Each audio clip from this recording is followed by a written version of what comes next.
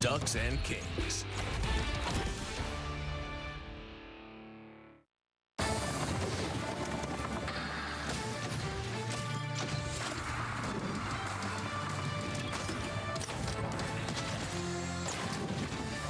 If you're me, you're going to put on the SPF 110. Yeah, it's a beautiful day here in Southern California. The heat's out. Angels hoping to avoid the sweep. Keep the brooms in the closet as welcome to Angels Live, presented by Nissan, as the A's have taken the first 3 of a 4-game series. Angels looking to put up a W on the win column. Here's on tap over the next 30 minutes. And what's a very big show coming at you from inside the Big A. Jose Soriano looks to keep it rolling and avoid the sweep. Erica Weston's going to talk with Ben Joyce about being potentially the future closer of this team. And we got a great Halo history lesson from Professor Gubazat talking about Nolan Ryan's second no-hitter back in '73. That and much more happens right here, right now, on a show we like to call Angels Live. First and foremost, though, don't change that dial. None of us are named Jake from State Farm. And please don't bring your returns back from Target. That's what Erica Weston did to me yesterday. Yes. She's very smart. Yes. Very, very witty, yes, she is. yes. Yes, we got khakis on. Yes, we do. Hey, we're matching. No. Yes, in no particular order, though, as Ken French, Tim Salmon, Mark Gubazat welcome you here to a beautiful Sunday afternoon at the Big A. It's been exciting baseball despite the Angels losing 3 straight to the A's. 2 by 1 run, yesterday by 2. Tim, expect more of the same? Well, I hope not. I hope that... I mean, when it comes to exciting baseball, not when it comes to the wins and losses. Help me. I hope the Angels can find a way to put a few runs on the board. I mean, they haven't had a lot of scoring opportunities other than the big innings they've had to that point. So you like to see them when you get those big innings and, you know, hitters are feeling kind of, you know, sexy at the plate. You got to make sure you tone it down and you don't waste those at-bats, and that's what you've kind of seen. You've seen some guys get off to start their game with a good at-bat, and then they kind of, you know, just kind of coast into the rest of the game. You need to start building on those at-bats when you're feeling good and putting together those good at-bats and hopefully have some opportunity to score a few more runs. I mean, when you look back historically since '02, when you guys won the World Series against the A's, over 50% of the games have been decided by 1 or 2 runs. It's been unbelievable how close this matchup has been since '02. So hopefully the Angels score like maybe 10 runs and Oakland scores none today. That'd be fun. That would change be fun. that up a little bit. Well, the A's have taken 8 of the last 9 from the Angels, so they hope to curve that here tonight, as you mentioned, Tim. Hopefully the result is not the same, and they can't play into the A's game as of late because heading into this series, over 50% of the A's runs have been scored via the home run, and that has been the case in this series. 13 of the 14 runs scored over the last 3 days, scored by 6 homers, 5 2-runs, and 1 3-run home run. Gooby, this is a pitcher's nightmare. Keep it in the park. I mean, they've been patient enough to bring pitches into zone. Whenever there's either a walk or a base hit, they end up hitting a home run right after. Even behind in the game, we saw that 5-2 and a 2-run home run. They were down 4-0. Oakland, they come back and respond right away with a 2-run home run. They have hit 18 home runs total against the Angels pitching staff this season alone, homering in 9 straight games. So they've been doing their job, and that home run ball in this series has been huge for them so far. But hopefully with Soriano on the mound today, a power sinker will keep the ball in the yard today. You know, hitting breeds hitting, and when you got multiple guys in the lineup all feeling, you know, a little sexy, like, I mean, it's a great feeling to be a part of an offense like this. You know, Langoliers last night had the big 3-run homer in the first inning, but, you know, all in all their home runs have been big. They've all counted. Yes. You know, coming back in the day, I always said 3-run homers win ball games. They do. You don't expect it to win the ball game in the first inning, but they typically do. And you know, again, the tide's going to turn at some point. They've just had an epic month. I think from a pitching standpoint, you try to limit the damage, which I think the Angel pitchers have done. They've limited the damage. They put themselves in position to win. The offense just needs to come through with some timely hitting. 41 homers in the month of July. That leads Major League Baseball, along with averaging over 6 runs per game this month. So hopefully they can tailor that and move into the win column. The Angels, that is. Tyler Anderson gave it a best shot. The All-Star was certainly an All-Star last night. Gooby, he went 7 innings again. He's gone 8 times this year, going 7 or more innings. Gave up 3 runs. It was, again, a 1 bad pitch, that 3-run homer in the first inning. But still, he did an outstanding job. You mentioned in the 7th, and again, another quality start. 10 punch-outs in the game, tying a career high for Tyler Anderson. All-Star this season.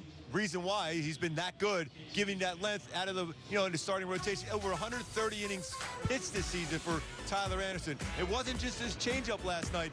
He had 6 strikeouts with his four-seam fastball. And you're talking about 89, 90, maybe touching 91, but his spotting of that fastball above the strike zone made the hitters look as if that ball was coming in about 105 miles an hour. So you got to give him a lot of credit. He did have that one mistake in Langoliers in the first inning, but other than that, he was great and gave his team a chance to win, too. You know what? I love the fact it always comes down to his fastball for me. And like you said, great swing and miss. I think they missed on 35% of the fastballs. I mean, that was pretty amazing because it's usually the changeup that does that, and it did as well. But to me, it's always been about that fastball command, especially the cutter.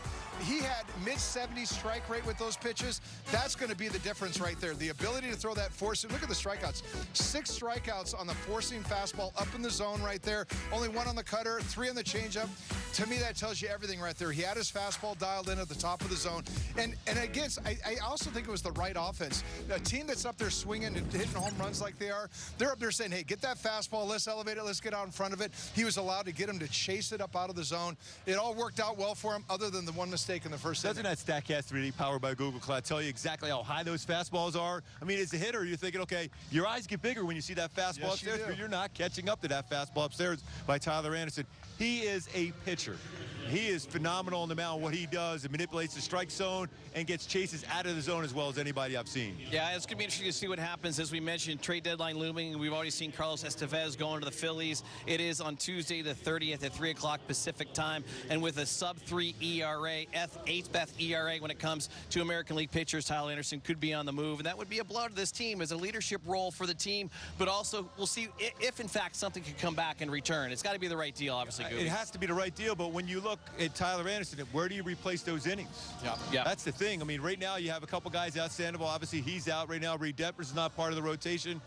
There's not a lot of innings in it. A lot of guys that, you know, are stepping into some really important roles, and they're doing the best they can, but there's not a ton of innings like you get from Tyler Anderson. So that's something you have to ask that question, too, if you do make a deal. Yeah, I agree with that. I mean, with any of the guys you're talking about, if it's Renifo or Anderson or, you know, we got rid of Estevez, but maybe you bring him back. Here's the thing. At the end of the day, in October, Perry's going to be looking to put together a championship team for next year. And a guy like Tyler Anderson, hey, whether he's a #1 starter or #5 starter, he's a quality starter, and you're always looking for that. And at the price tag you got him for, how do you replace that for that number? I mean, you know what you're getting right there. So if you're going to trade him, it's got to be the right deal. You got to make sure you got pieces coming back that make the most sense, because at the end of the day, in a few months, you're going to be looking to replace that somewhere in the rotation. Let's have a little fun right now, and let's reimagine the AL West. What am I talking about? How about if we reseed this division at the end of June 21st? What the A's have been doing in July, so they're moving up the ranks. But my goodness, Mark Gubiza, the Houston Astros, after a slow start, they're coming on. The Rangers showing why they're the defending World Series champs. Yeah, the thing that jumps out for me for the Astros are they have so many guys, key components to their starting rotation. They're not in the rotation right now. They found a way to keep the games close. Their offense is clicking at the right time, and they're doing things well. Their bullpen has been solid. They have to, you know, you have to be the favorites right now because they've done it so many times. You never discount the Astros no matter what. You feel like that window may be closing on them a little bit, but every time you say that, they just win baseball games. You know, there's some whispers out there that, you know, is the league ready for like a first half and a second half, you know, type division winners, you know, kind of like they do in the minor leagues, right? I mean, create excitement in the game. You saw it in basketball with the midseason tournament. I don't know if the baseball is ready for that yet, but it's an interesting concept because when you look at a division like that and you see how it's flipped from what it was just a month ago with the Mariners at the top.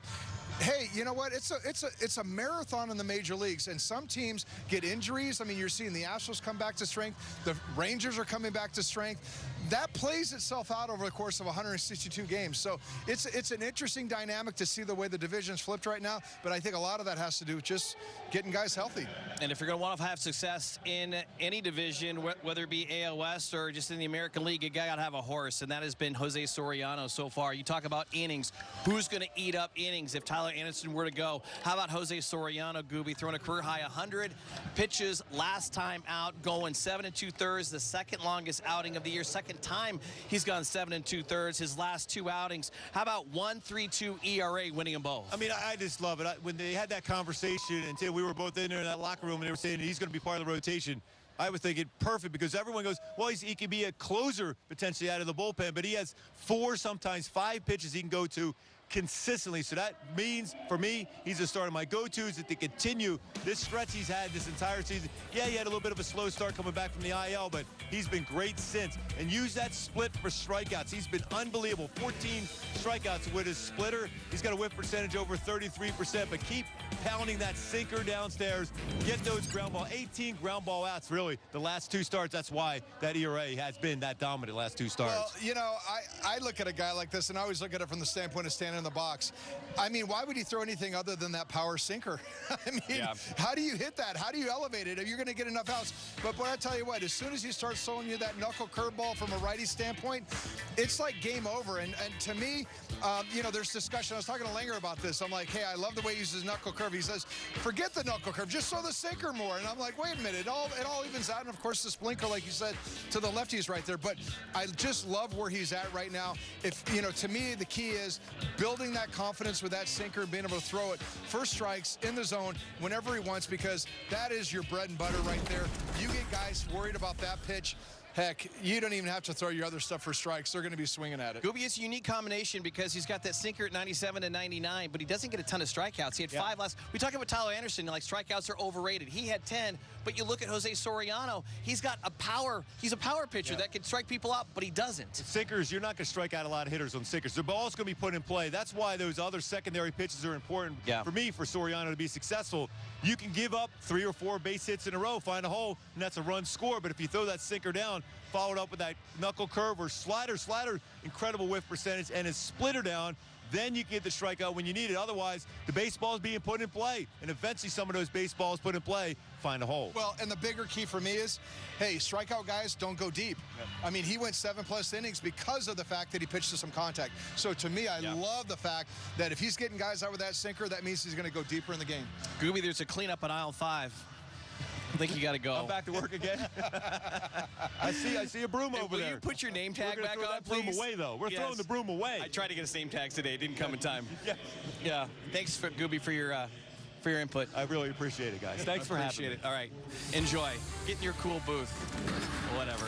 All right, taking our first time out here on the program. When we do come back, we talked about Carlos Estevez being traded to the Phillies. What is the future of the pen when it comes to the closer? Could it be Ben Joyce? He talks with Erica next.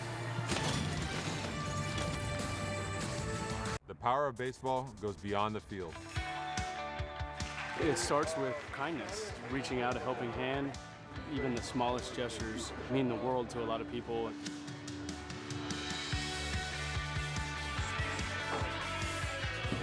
Stand up to cancer. Together. Together. Together. Together.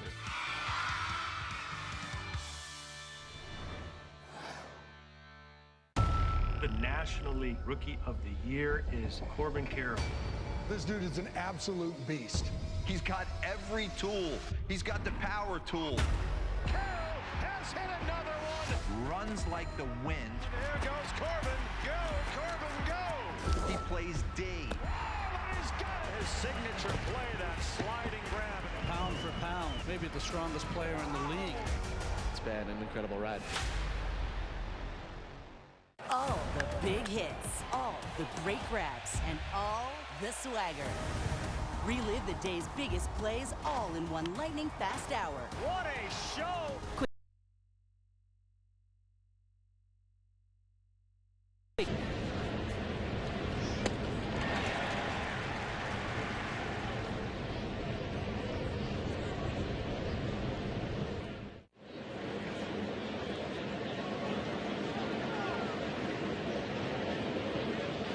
Live at Valley Sports is brought to you by Nissan. Buckle up for the epic test drive at the Nissan Thrill of Summer Sales event. Beautiful day in Southern California for some Angels baseball as they look to avoid the sweep at the hand of the Oakland Athletics. Carlos Estevez traded yesterday to the Phillies. What does that mean for the closer role? Could it mean Ben Joyce? Here's Erica Weston.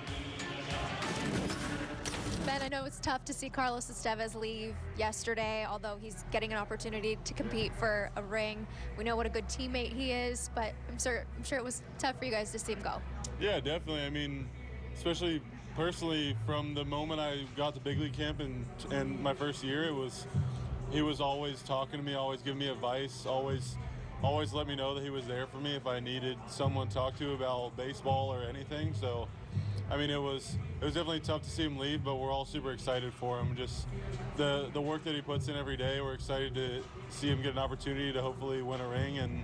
And I mean, he's one of those guys that you're going to keep in contact with forever. So I know that I'll always be able to ask him questions if I have any, and he's always going to reach out and support me wherever he's at. Yeah, we heard him telling that to Logan as well. Just pretty cool. But I know he spoke to you before he left just about making sure you understand how nasty you are and this opportunity. What did it mean to you to hear him say that? It's awesome. I mean, he's kind of always tried to tell me that just from like I said, from the day I came to big league camp. He was like, dude, you have a bright future, and hearing that from a guy like him is awesome. I mean, it builds up your confidence, and now, I mean, I've seen good results, and the fact that he's like, keep working with it, keep continuing to, don't change anything, just do what you're doing, and that really gives you a confidence boost, and it was awesome to hear that from him before he left. Yeah, you have seen a lot of good results lately. Even the other night when you pitched multiple innings, got into some trouble, worked your way out of it too. How much do you feel like you're growing this year?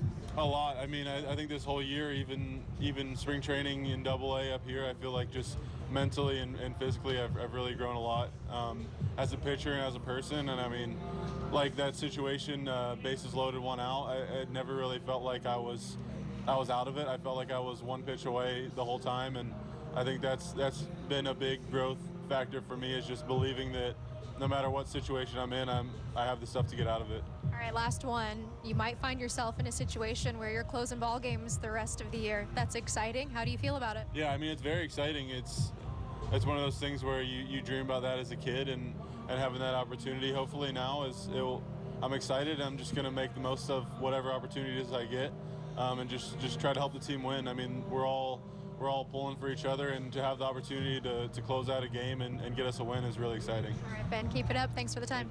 Thank you. All right, guys. Erica, thank you. 6'5", 225, his second, or should I say his first full season in the big leagues. He can bring it to him. How does he fit the closer role? Well, let me just say this. Just because you have a great arm doesn't make you a closer. There's been so many guys in the past, I mean, around the game that have great arms that just can't handle that role. And what does it take to handle that role? A great mindset, a mentality behind it. And you look at all the great Angel closers that we've had with Troy Percival. Hey, he got groomed by Lee Smith, one of the best in the game. You got to have that mental guy behind you, that mental coach that helps you understand the ebb and flow of, hey, your success, and be able to turn the page on it. Hey, then Percy was able to pass the baton on to Frankie Rodriguez. So, you know, it's important that you have that guy that's done it, that knows the mental aspect of it. You watch him go out there every night, have success and have some failure, and you can learn from that from a mental standpoint. It's not just about stuff, and I think Joyce has had that with Estevez, as he said in that interview. Certainly a lot of fun, though. 104.3 miles an hour, fastest pitch in big leagues this season. Fun to watch. But what does Ron Washington think about the closer for now? Here's Wash with Erica. Well, Garcia, of course. He's the most experienced down there. He's going to get the first shot. Hopefully we can set it up where Joyce become our setup man and just work his way there. There will be nights when Joyce is the guy. But right now, we're going to go with Garcia. Garcia for now, as we take another time out here on the program. When we do come back, time for another Gooby's Halo history lesson, talking about Nolan Ryan and his second career no-no. Want to elevate game night? Turn on MLB Big Inning, a revolutionary way to see the biggest moments from every game, live and commercial-free. Find it on the MLB.tv home screen. MLB Big Inning, every game night on MLB.tv.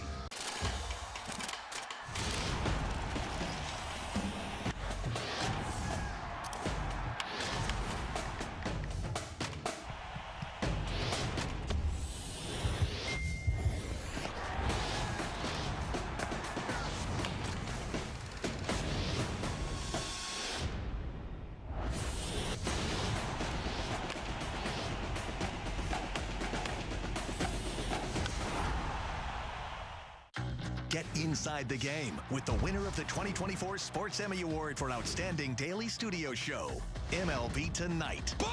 How fun is this show? Bringing you breakdowns. If we can put him on the mound, this is what it looks like. This is what it feels like. And live look-ins to the big moments as they happen. There it goes! See ya! 11 strikeouts for over Skeens. This is going to be so much fun to watch. MLB Tonight, only on MLB Network.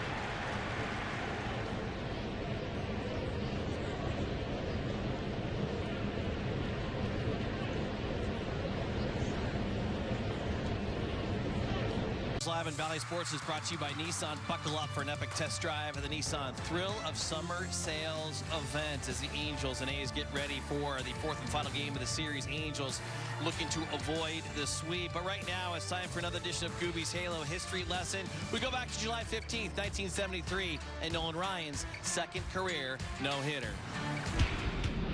Angels fans, do you remember Nolan Ryan's second no-hitter? Let's go back in time right now. This is Gooby's Halo History Lesson. The day was July 15th, 1973 in Tiger Stadium. 41,411 fans. On the very day, 2 months prior to that, Nolan Ryan threw his first career no-no. In warm-ups, bullpen coach Tom Morgan spotted a penny and picked it up and told Ryan, this is for good luck. By the third inning, Ryan struck out 7 batters, 3 looking. In the post-game interview, Angels catcher Art Kushner tried to sing the sound of Nolan Ryan's pitches, and it went zoom. Both the curveball and the fastball were illegal. For the last out, the theatrics came into play. Former batting champ Norm Cash brought a table leg to the plate to face Nolan Ryan. Umpire Ron Luciano made Cash switch the table leg to a wooden bat. You would say it was the day that Norm Cash failed to get a leg up on the Ryan Express. Cash ended up popping out the shortstop for the final out as Nolan secured his second career no-hitter with 17 strikeouts that game. Nolan Ryan went on to say in the post-game interview, best stuff and best control I've ever had. If you don't know, now you know. That's Gooby's Halo History Lesson. Gooby, thank you very much. All right, Tim, what was it like facing the Ryan Express? Well, when I saw him at the end of his career, I mean, it wasn't the intimidating fastball, but he still had a pretty good hammer, and I was a pretty good off-speed hitter, and I sat on it, and I hit a double down the left field line. But I got to tell you something. I was a little intimidated. I was thinking, should I just stop at first right here? Because when I got to second base, I could feel him staring at this rookie that just hit his curveball for a double. So very intimidating guy to face. I've seen him off the field many times since. Just a classic guy. I mean, he's the greatest of all time. He was throwing 103 miles an hour at the plate. He wasn't throwing 103 out of the hand. Oh my goodness, he'd be throwing 110 or more today's game. So just an unbelievable pitcher. All right, great stuff, Tim. As we take one more time out here in the program, when we do come back, we're to get you set for the fourth and final game of the series with the Oakland A's. The matinee lineups are coming at you on the other side from the Big A. All rise. Here comes the judge. Judge is in a league of his own. Aaron Judge is a special, special talent, man. I look at him like the best hitter in this generation. And that one is gone! See ya! You come up here and you want to make a great impression. Hit every single at-bat, really help the team. Amazing performance by Judge. He is everything that is good about the game of baseball. The power of baseball goes beyond the field. It starts with kindness, reaching out a helping hand. Even the smallest gestures mean the world to a lot of people.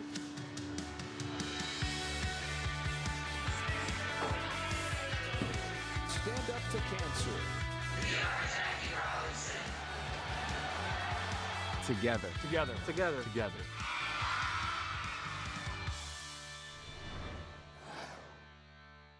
I've given up on trying to get rid of batting average. There's no beating it. Brian Kenny's always thinking about baseball, and he's fired up for 2024. These are the standards by which major leaguers are measured. Watch the show for the thinking fan, MLB Now, on MLB Network.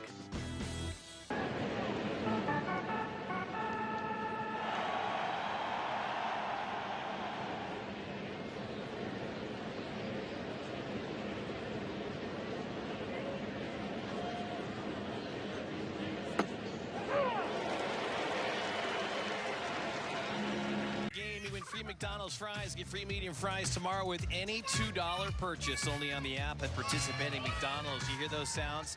That's sounds of happiness. After the sweet taste of victory, get your fries, put them on a table, enjoy with friends, and even the cameraman. Have fun. Let's get a W here this afternoon. It is throwback weekend. Gotta love the jerseys as the Angels get ready to take on these Oakland Athletics. A's have taken 8 of the last 9 against this team. So a little redemption here in the air for the Angels this afternoon as they get prepared to take on an A's lineup that's been hitting the ball out of the park, out of control, and one guy you can't overlook. There's a lot of them, but don't overlook Brent Rooker. Oh, my gosh. In the month of July, he's hitting .408 with 10 homers and 25 RBIs. That's over 21 games. He's making everybody around him better. Seth Brown had the big night the other night. Last night, it was Langoliers with the big 3-run homer. You got to be careful with this lineup right now because everybody's feeling really good. Yeah, Rooker and Butler both homered off Soriano last time they saw each other, but this guy's homered in back-to-back games, Nolan Shonowell. You know what? It's nice to see him have back-to-back home run games. Got the slider right there. He's really been swinging the bat well as well. I mean, his slugging percentage has gone up every month this season. He's starting to find his stride with less than 500 professional at-bats. You got to be really impressed with what he's doing. OPS 922 in the month of July as we take a look at Joe Adell, who'll be finishing out this lineup here this afternoon. Yep. You know what? I'm looking for the Sunday day games. The ball's going to be carrying. Looking forward to a few long balls today. All right, it's time for the matinee. Wayne and Gooby on the other side. Angels baseball from the Big A. The 3 for Me, only at Chili's, is now available. With the 25th selection, the Los Angeles Angels select Michael Trout. The New York Yankees select Aaron Judge. Anthony Volpe. The Baltimore Orioles select Manny Machado. Grayson Rodriguez. Adley Rutschman. Jackson Holiday. The Nationals select Bryce Harper. Steven Strasburg. Dylan Carlos Correa. Corey Seager. Walker Will Smith. Chris Ryan. Kirby.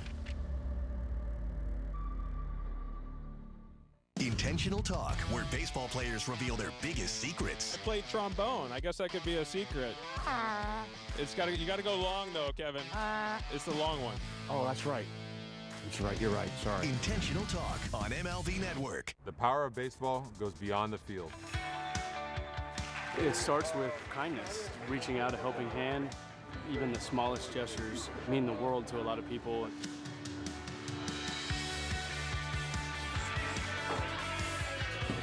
Stand up to cancer.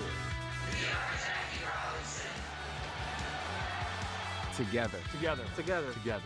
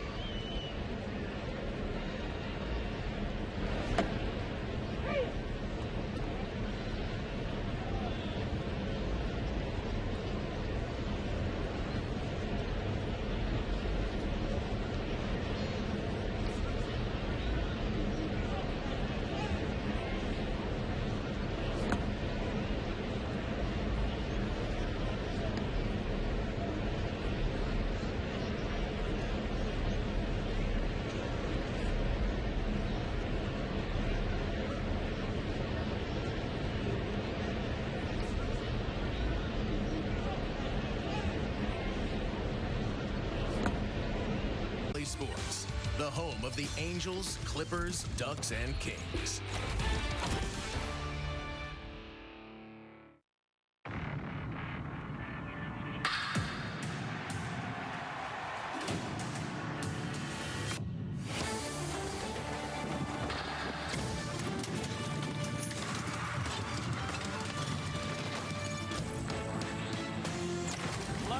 Sunday afternoon at the Big A, and we welcome you to Angel Stadium for the finale of this 4-game series and the last game the Los Angeles Angels will ever play against the Oakland Athletics.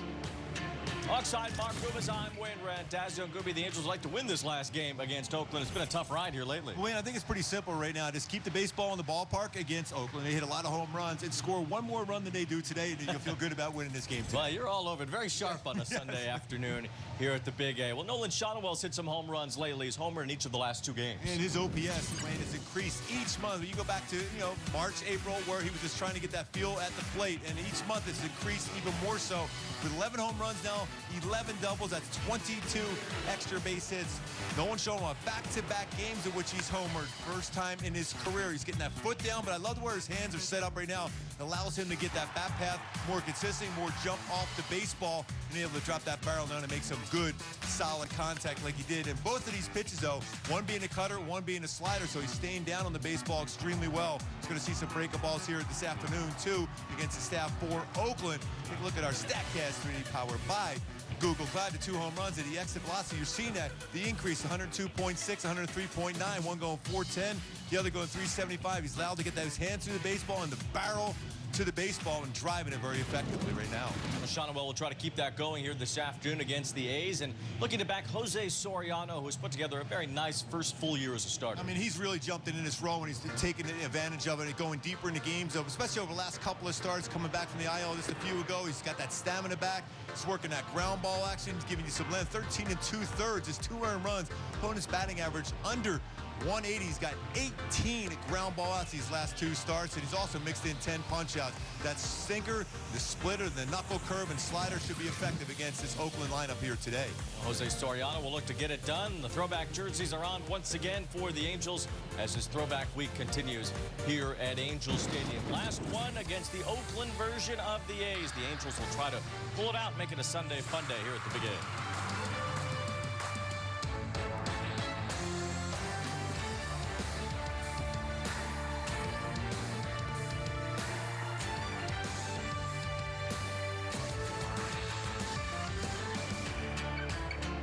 With the 25th selection, the Los Angeles Angels select Michael Trout. The New York Yankees select Aaron Judge. Anthony Volpe. The Baltimore Orioles select Manny Machado. Grayson Rodriguez. Adley Rutschman. Jackson Holiday. The Nationals select Bryce Harper. Steven Strasburg. Dylan Carlos Correa. Alex Bregman. Corey Seager. Walker Will Smith. Ryder. Kyle Ryan. George Kirby.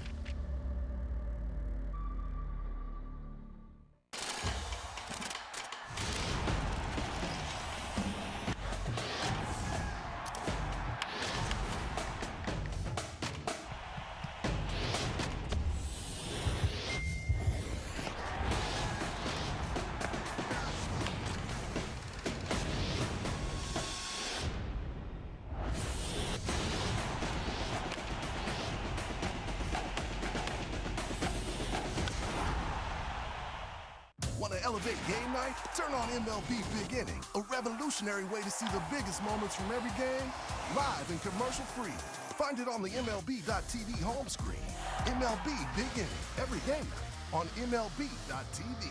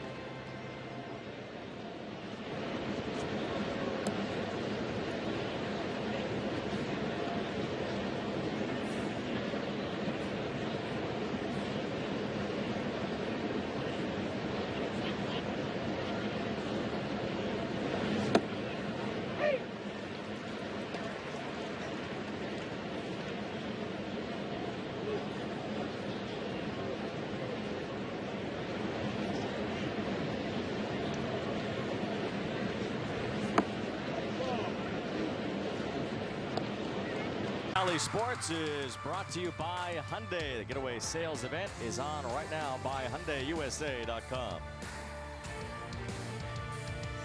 And brought to you by Jack in the Box Mini Chimmy Bang Bangs. Yes, Mini Chimmy Bang Bangs. And by the OC Healthcare Agency. Navigate to a healthier you. Angels.ocnavigator.org.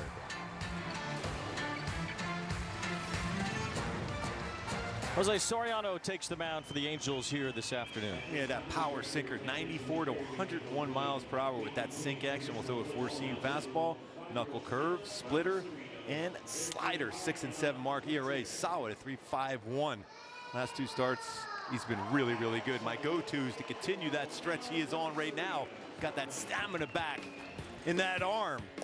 Is use that split for strikeouts, 14 punch-outs and whiff percentage, just under 34%. But keep pounding that sinker downstairs. Keep getting those ground ball outs. We showed that last two starts, 18 ground ball outs.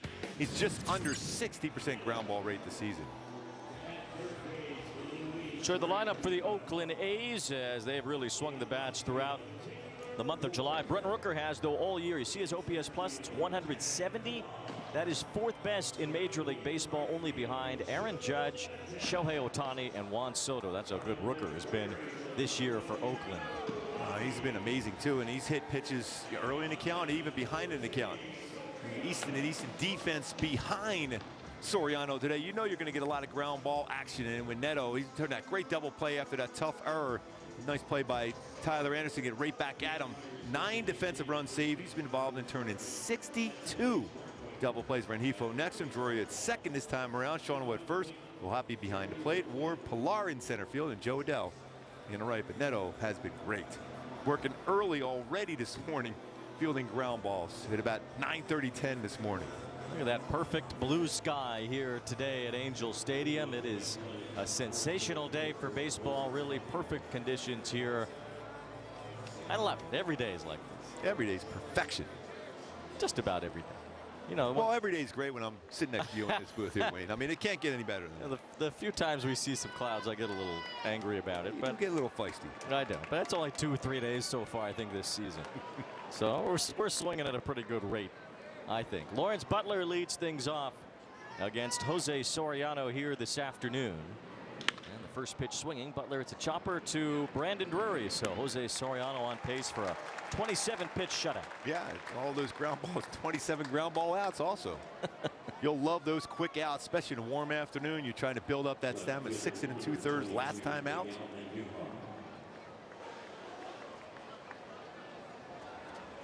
Oh, one quick out brings up Miguel Andujar, the former Yankee Rookie of the Year runner-up. The year Shohei Ohtani was the Rookie of the Year in the American League for the Angels, and it's backed away from that. He's walking away. He goes, man, I've got thrown up and in a bunch in this series. Looked over the dugout. I go, hello, I'm not the one that hitting a million. The guy on deck. I mean, the guy hitting fourth is the guy that's hitting a million against you. Yeah, and Andujar's done pretty well, though. And he's had his best season since that Rookie of the Year runner-up season that he had for the Yankees, and really it's because he's been healthy for the first time since then. Yeah, he's hit a lot of baseballs on the line. He's not up there trying to necessarily hit home runs all the time. He's hitting the ball on the line.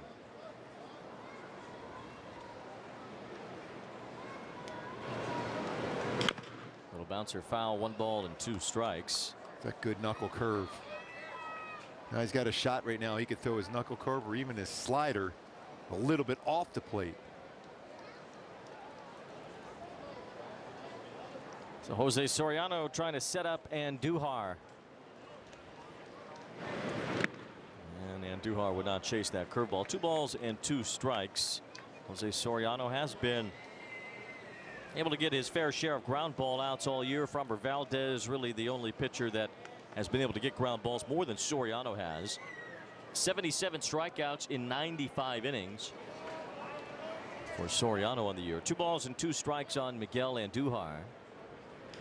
Another bouncing ball. It's Zach Neto surrounding, grabbing, and throwing it too high. Shotwell gets the tag down, and Andujar is out. A good effort by Shotwell to handle a high throw and able to toward his body over to get back on the tag for Andujar. And both of those guys were working on those ground balls earlier today, too, and not anticipating necessarily the high throw from Neto. We got a little bit under that sidearm throw more than he normally would, but a nice play by Soriano to be able to apply the tag. Andujar going down trying to avoid contact himself. Still gets another ground ball out. 2 ground ball outs to start the game with. Here's J.J. Bleday, who's been a doubles machine this year. He's hit 30 for Oakland, former first-round pick. Takes ball 1. Bleday was drafted 4th overall by the Marlins a handful of years ago. And he was in the deal that brought A.J. Puck to Miami. Now Puck's a Diamondback as the trade deadline is roaring.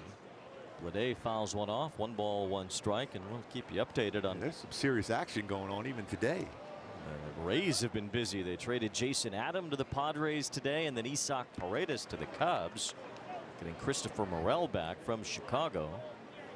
So there's a lot happening, and we'll keep you updated if anything happens in game. 1 ball, 2 strikes on Bleday, and we'll be on our own hug watch over here in case anything happens from an Angels perspective. Yeah, that was a tough one yesterday, Wayne. Esty leaving, Carlos Estevez. He's such a leader to that bullpen, the clubhouse in general, and was great with us all the way through for 2 years plus. 2 balls, 2 strikes on Bleday. I mean, really one of the best guys that I could have said I've been around in my career in professional baseball. Carlos Estevez will now pitch in a pennant race for the Phillies, and we'll see how he factors into their bullpen. They've got a lot of good arms over there. Bleday hits one in the air to left center field. Coming in, Kevin Pillar as he moves forward to make a running catch. And a 1-2-3 inning for Jose Soriano. This will be the last moment you ever think of soda as being a dirty word. Soda! Because this is Poppy, and Poppy is soda. It tastes like soda, even better than others. It looks like soda, smells like soda, and fizzes like soda. Because it is soda. It will be the soda your kids and grandkids think of when they think of soda. And that's because this soda has none of the bad stuff. Instead, it has all of the flavor. The future of soda is now, and it's called Poppy.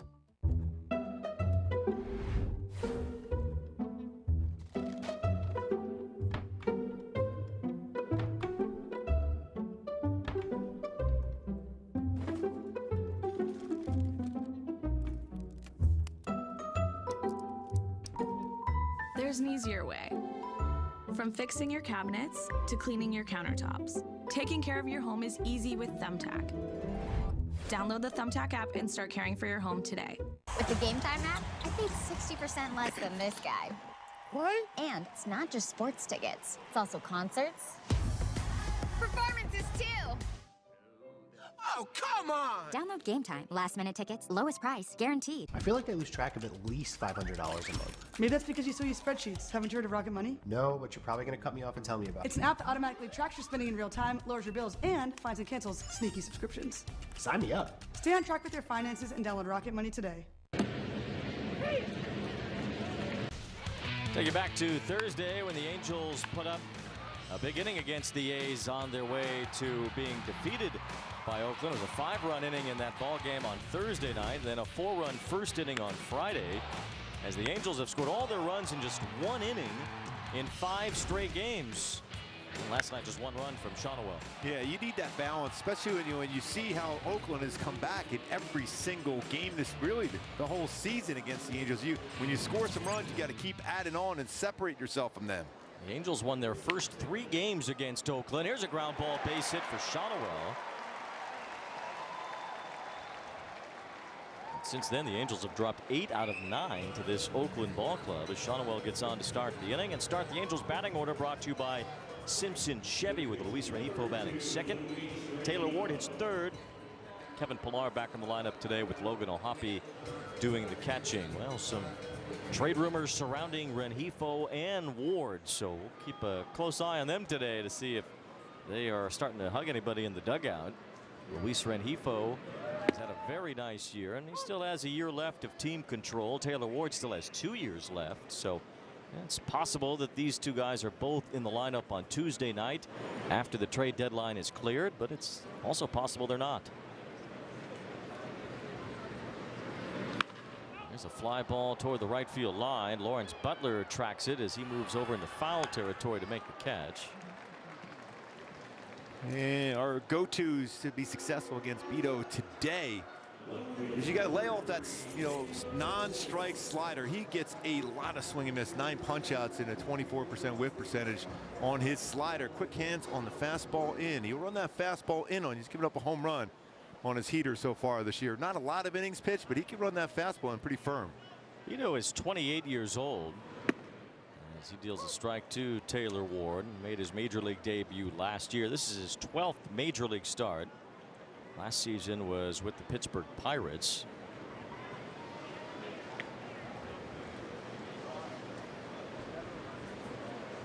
I was talking with Wash earlier today, Wayne. I think he was saying in what he saw, especially yesterday, even the day before, with hitters up there with the thought of trying to lift the baseball, hit a home run. Yes, you can hit home runs on mistake pitches, and they had a couple of them so far in the series, but he wants them to get back to that line drive mentality. Hit the ball up the middle, hit the ball hard on the ground, and then when a mistake's made, that's when you try to lift it out of the yard. Just go back to making good contact.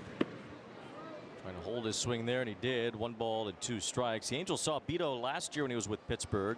Actually got his 2nd major league win here at Angels Stadium. He worked 3 scoreless innings behind an opener, despite giving up 4 hits in that game. It was on July 22nd last year here at Angel Stadium. 1 ball, 2 strikes on Taylor Ward. And again, that slider, this time it's on the outside corner, and Ward takes it for strike 3. So Bido has his first strikeout, 2 away here in the first.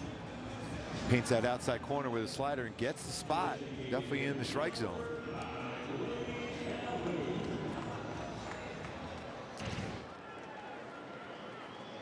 Willie Calhoun is the designated hitter today. No Anthony Rendon in the lineup for a 2nd straight day. He'll get some extended rest with the off day tomorrow. Calhoun takes a strike over the outside part of the plate from Osvaldo Bido, who's from the Dominican Republic. Yeah, 92-97 fastball, slider, cutter, changeup. Willie Calhoun had a double in the game yesterday. 1 ball, 1 strike. Angels only had 4 hits. 3 of them, though, were extra base hits in the game last night. And losing 8 of 9 now to the A's, including 3 straight to start this homestand after having swept the Mariners right out of first place in the American League West earlier in the week. And if it's confounding in some ways to see why the Angels would go from winning 3 in a row against the Mariners to losing 3 in a row against the A's, well, it speaks to what Ron Washington has said all along, that there's not a lot of consistency with this young ball club yet. He doesn't really know what they're going to look like from one day to the next. As Calhoun, it's a 1-out for a short, and Schumann takes it to the bag to end the inning. Big fan of the PXG fitting. The fitting process here is fantastic. Everybody's really helpful with a lot of knowledge. We're just going to make the head a little bit lighter. It's going to help you come through it and get square. Really get your numbers in. I got about 10 more yards. Dispersion was way less. They tweaked that club so it fit me perfectly. I'm going to move you to this shaft. It's a little bit heavier. Overall, improve your game. This is the place to go to. Awesome swing there. PXG, nobody makes golf clubs the way we do. Period. Managing my credit card debt was overwhelming, and it just wasn't a good place to be. My name is Carter, and Upstart helped me get rid of that credit card debt with a personal loan. Checking my rate with Upstart was super quick, super easy. It took me a few minutes to get my pre-approval and to get my interest rate. I got my money the next day. To just have one due date a month and only paying one person made my life a lot easier. Super easy to the point that I referred my friends to come and get a loan with Upstart. Easy online borrowing. Personal loans up to $50,000. Go to upstart.com. Let's talk about sex. As you get a little older, things tend to work a little differently. I felt shame, embarrassment, guilt. Like something had been knocked out from underneath me. What HIMS does is says, hey, look, don't worry about it. We got this part covered. 100% online. The whole process was very discreet. It made me feel like I'm a rock star. This product has changed my life. When it kicked in, I said, yeah, I'm back. I remember this feeling. Get started today at 4hims.com. Basketball fans from all over the United States have won over 1 billion. T-Mobile coverage camera flashing back to last night's game. 7th inning, tough moment for Zach Neto committing an error while Tyler Anderson was on the mound. But TA wanted to make sure that they've got Zach Neto's back. You see the mound visit there pointing back to Neto. He wanted him to know that he's going to help them get out of that inning And of course, as you saw, he sure did. Ended up getting that ground ball double play to end the 7th inning. It was really meaningful for Zach Neto, who told me before the game he's so hard on himself in moments like that. So we really appreciated the nod from Tyler Anderson. He even joked that TA was trying to get a fist bump from him when he got back into the dugout. He left him hanging because he was still so upset about committing that error. But even Wash was talking about it before the game. Of course, he was out there for the mound visit. These young guys, they can just get in their feelings really quickly. He also reminded Neto in the dugout that it's not the first time he's going to miss one, not the last time. He asked him, can you play? He said yes, so he told him, go play. We got a lot of ball games left. That's the thing. You always got to clear your mind of a mistake made, because you know that baseball is going to find you right away, and it did so. And he turned a double play. A nice play, because he had to go range pretty good to that glove side to flip it over to get the double play. This one out of the reach of Neto, and guess what? Another base hit for Brent Rooker, who continues to just pound the baseball. Leadoff man on for the A's here in the top of the 2nd inning. Rooker hitting .408 in the month of July, entering today's play. Every day I look up, I'm still shocked he's still wearing that uniform. It's good for A's fans that he is, because he's performed at the highest level. I mean, even that baseball right there hit 105.5 off the bat. Even though the future of the A's is uncertain in terms of where they're going to play, they still have a future. Here's a bouncing ball back to Soriano, and he turns a 1-6-3 double play off the bat of Seth Brown. That's a good feed too by him. So often, you know, you end up making an errant throw to second, but he threw the ball at the bag. That's what you're taught. More likely he's going to be there anyhow, Neto, but throw it right at the base. Your infielder, whether it's going to be the shortstop there and Zach Neto, or sometimes you have the second baseman, just throw it at the bag and you can get a double play turn. So 2 outs and the base is empty now. Abraham Toro will be the batter. Switch hitter playing second base again. Zach Geloff not in the lineup. And ball 1 to Toro. As a sinker baller, and especially Soriano's had so many ground balls, you really feel like you have to be an even better defender out there than a usual pitcher. Yeah, because the baseball's going to be hit. And when you're a sinker ball, there's a good chance, especially against a lot of lefties, that baseball is coming back at you. And even righties, because they're looking out over the plate, they're looking down, so the baseball is going to be hit back at you hard. And he's had quite a few ground balls hit back at him this season. It's his 15th double play turn behind him. He was instrumental in that one, though. I mentioned Framber Valdez for the Astros. He leads the majors in that category, but pretty similar in terms of how they get their outs, with the heavy sinker and guys who throw hard. 1 ball and 2 strikes on Abraham Toro, and if Soriano ultimately is a right-handed version of Framber Valdez, you could do a lot worse than that. Yeah, and it usually makes you feel like when you got a bunch, about 3-4 hits together to score a run. That being said, you're going to make contact against you more likely. That's why those other secondary pitches are very important for him. Topper foul. Our key player profile, Jose Soriano, despite being one of the hardest throwing starting pitchers in baseball, well, his efficiency comes on the ground. That's an incredibly high ground ball percentage, and it's basically 71% of those ground balls on his sinker. Ball 3 to Abraham Toro. That's why we see Soriano end up going deep into games without many pitches. He's done that a handful of times this year. And batters are up there too.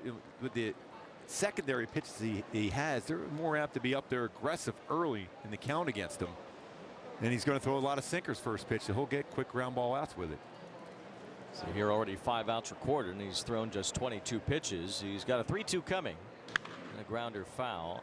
How do you suppose Soriano gets more strikeouts, and does he need them to even be more successful?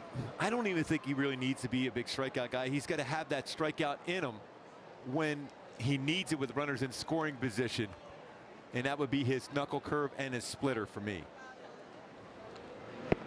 Just missed with the curveball there, so it's ball 4.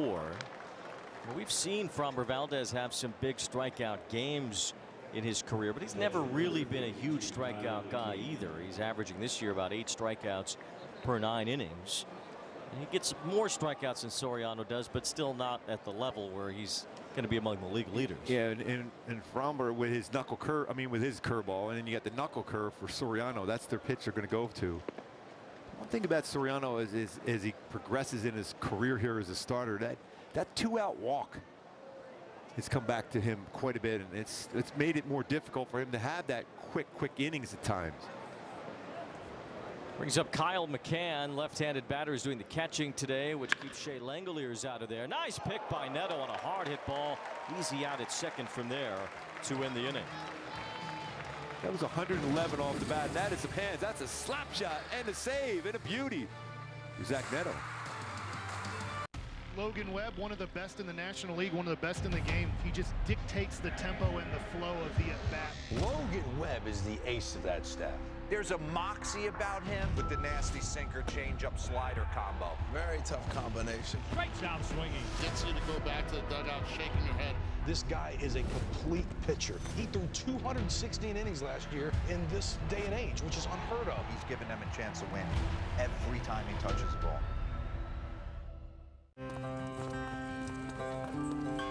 Since its inception, the Boys and Girls Clubs have been more than a fun place for kids to go after school. For some, it's been a second home where they can learn, play, and grow.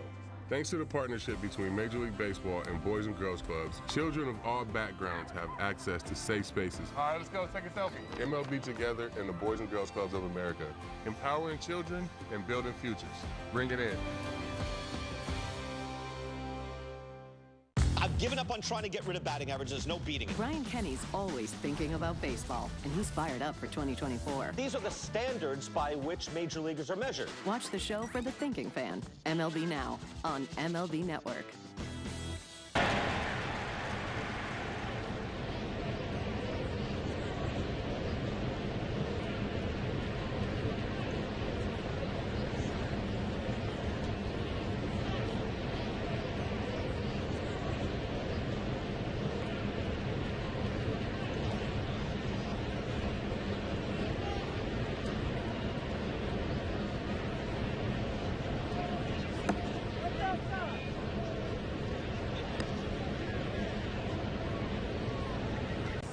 For the game today, I know one of your all-time favorites, Wayne. Twisted Sister. I want to rock.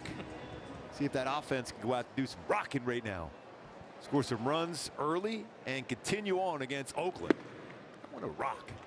How about a home run in the rock pile too while we're at it? I didn't know you knew my sister. Kevin Pillar leads off here in the bottom of the second. I know all, Wayne. Remember, I was in Kansas. Oh, of course. 96-mile-an-hour fastball from Osvaldo Bido. Got the 80s theme on the video board here, and Pillar playing a Ghostbuster up there. Who do you want to call? Kevin Pillar. Taking Dan Aykroyd's place maybe up there. We don't need Dan Aykroyd. Got Kevin Pillar, but he strikes out here against Osvaldo Bido, and there's one out in the second. Bido has his second strikeout. Second strikeout with a slider. One looking, one swinging. That's his pitch. Bido's had one decent start here lately. He had a game against the Astros July 23rd where he struck out 6 in 5 innings and allowed just 1 run. He's been back and forth between the big leagues and AAA Las Vegas. Of course, Las Vegas is supposed to be the ultimate landing spot for this A's ball club, who will spend the next few years in Sacramento. Little looping fly ball, and it's out of the reach of Toro. Base hit the other way for Logan O'Hoppe as the Angels have a man on here in the second inning. It's enough contact. This strong enough on a 96-mile-an-hour fastball. Inner half is to punch that in the right field for a hit. Tied him up. Super strong. Not a whole lot of exit velocity on that one. That's how the beauty of the game. It was about 111 off the bat. And McCann is an out. That's a base hit on about 65.8 miles per hour off the bat. There's Brandon Drury as he bats with O'Hoppe at first base. And a strike from Bido. So the A's jerseys right now, the road jerseys, they say Oakland. And next year they will make a minor change and they will say Athletics. It would be the similar font as what you see.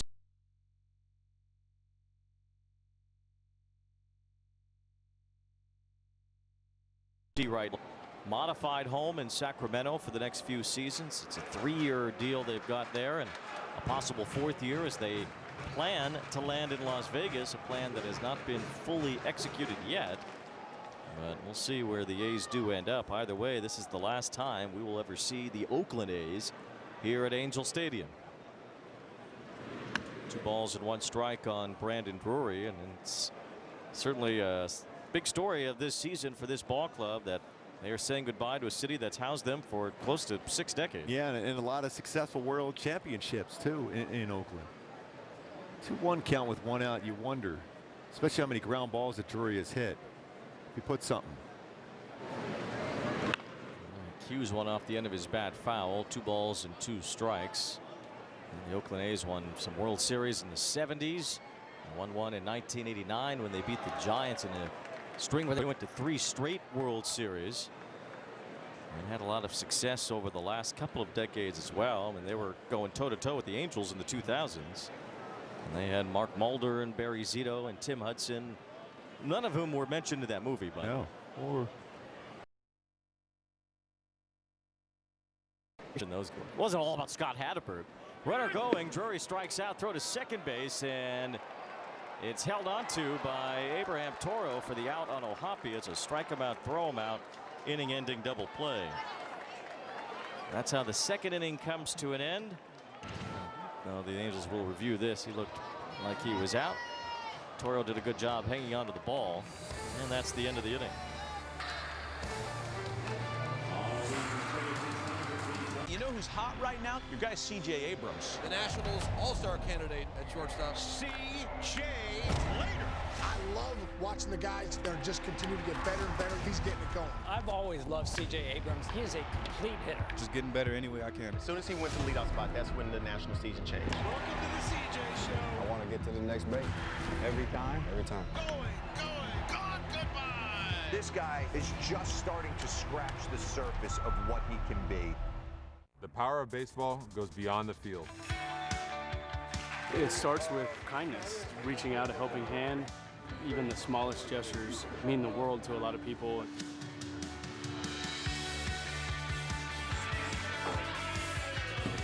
Stand up to cancer. Together. Together. Together. Together.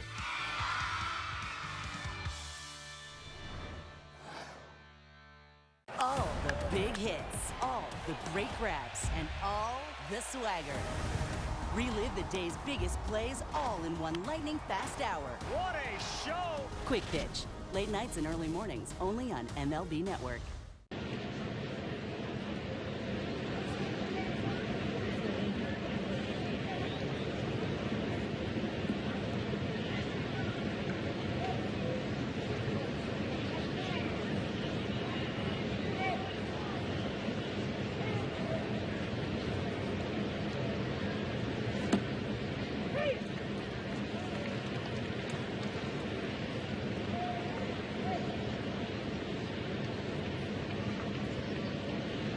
Big A when the Angels face the New York Mets Friday, August 2nd. The first 25,000 fans will receive a Rally Monkey hand puppet courtesy of Miller Children's and Women's Hospital. Set the Angels Stadium record for most puppets at the Big A. Visit angels.com/promotions for more.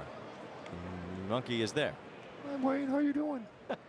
Just 5 days away. Wow, you're getting excited for your big debut. Oh, it's going to be really a magical night. A record-setting night. Another record. This is going to be a record-setting night. We're many puppets here at the ballpark. 25,000 and 1 because you'll be here. And a half. And a half. Yes. 2 balls, no strikes on Tyler Nevin.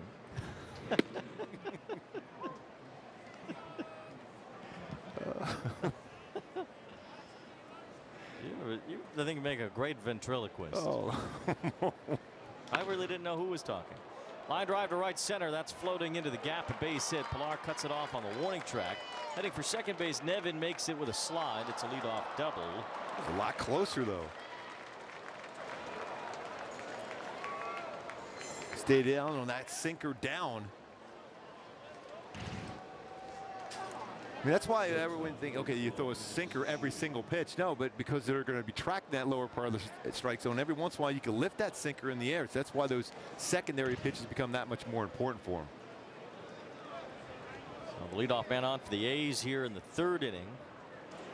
Each team has had 2 hits so far. Max Schumann is the batter, number 9 hitter at the bottom of the Oakland order. Ball one from Soriano to Schumann. Both corner infielders playing in as if they were going to bunt. We seen him bunt twice yesterday. So not with, although Schumann has bunted, sacrifice bunts so far, but he's got some pretty good power himself and handles the bat well. Angels just trying to get one in this series. They have not been swept in a 4-game series by Oakland since the very end of the 2001 season. October 4th through the 7th. Remember that season got pushed back a week after the events of September 11th of that year. 1 ball, 1 strike as Schumann could not get the bunt down. 1 ball and 2 strikes now the count. And that was the last time, the end of that season, when the Angels were last swept at home in a 4-game series by the A's, 2001. That's that time when you want to see if you can get that swing and miss on a knuckle curve. I don't know if he was bunting on his own there or that was given a sign.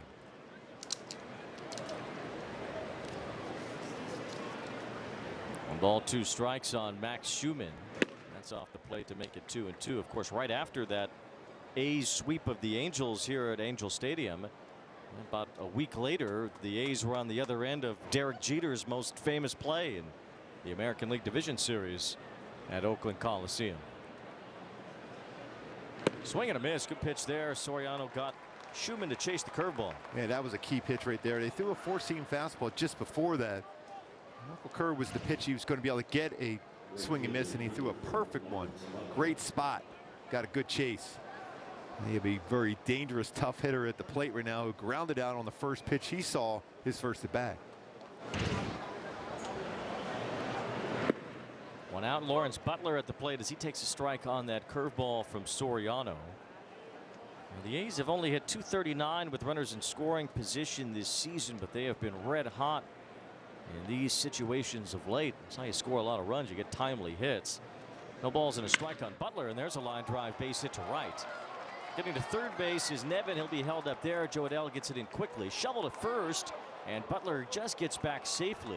I see he hopped up in the air too. They're looking in there to see if it was disconnected from the bag at all in that tag. Shonowell with a cutting off that throw from Adell, quickly shoveled it to Brandon Drury, who was covering first base, but Butler did get back safely. Boy, another well-hit baseball. That's a splitter that was a little bit higher, more elevated. Joe Adell got that in quickly too. See, he's able to keep his toe on the bag, but he did have that lift up. He kept the toe on the base. So it's another hit for Butler with a man in scoring position, hitting over .360 in those moments this year. 15 double plays turned behind Soriano this year. He'd love to get number 16 right now. Off of Miguel Andujar if he could get it with 2 on. There's strike 1, 2, and Andujar. The A's have hit .341 with runners in scoring position this month. And again, .239 for the year. So even though they've done so well for a month, it's still less than an average what they've done for the season. And these rolls 0-1, and a good block by Ohapi. That's headed tremendous. For the backstop. Tremendous block. And remember, he caught last night. Still able to move around and keep that in front. Especially you have that hand, the throwing hand, open there too. Keep an eye on Butler at first base. 1 ball, 1 strike on Andujar. Chopper foul. It lands in the Angels dugout in the hand of Bo Porter. See, since June 16th, that's when the A's were hitting just .205 as a team with runners in scoring position. That was dead last in all of baseball, and since then they've been the best team in these spots. It's kind of a shaky, unpredictable stat, runners in scoring position, but if you do get the hits like Oakland has, well, certainly enhances your offense.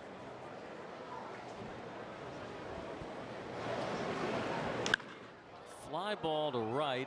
Adell will watch this one head toward the seats and out of play. A 4-seam fastball there from Soriano. It's surprising too, because I guess they were trying to get him to swing it above there. He makes pretty good contact. The options really got to be a slider, curveball, or sinker to get a ground ball. 4-seam fastball he can hit in the air like he did there. I would think this would be a good double play candidate for Soriano if he can get that ground ball. It's a ball and 2 strikes on Andujar. And there's one squirted foul toward the A's dugout this time. He throws that slider really hard. It's almost 91.5 miles an hour.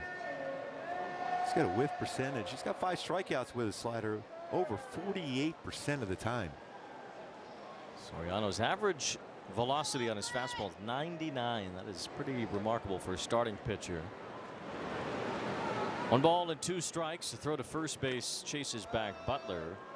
If you limit the innings to 80 minimum, it's the hardest velocity on a fastball from a starting pitcher in the major leagues.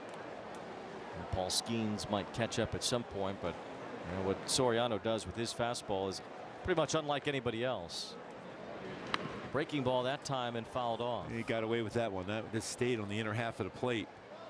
Every once in a while, with that knuckle curve, it slips out of his hand. That's where a mistake's made. But he can get a ton of swing and miss and strikeouts with it. That's where you had to have a lot of trust with O'Hoppe behind the plate. He did a nice job of blocking one early in this sequence.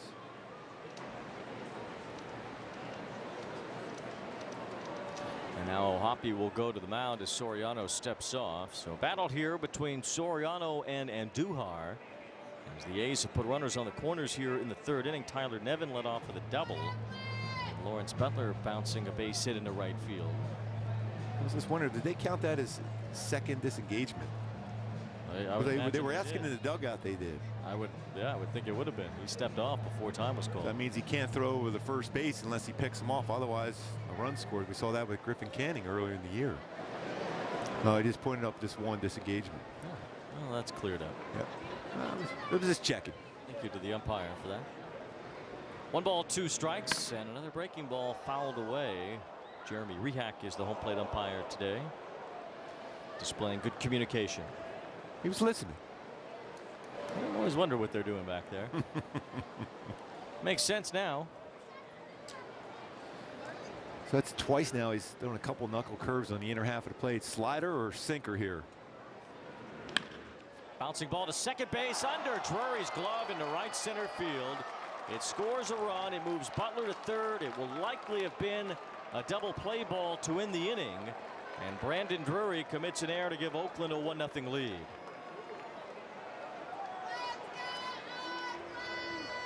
Now Barry Enright heads to the mound.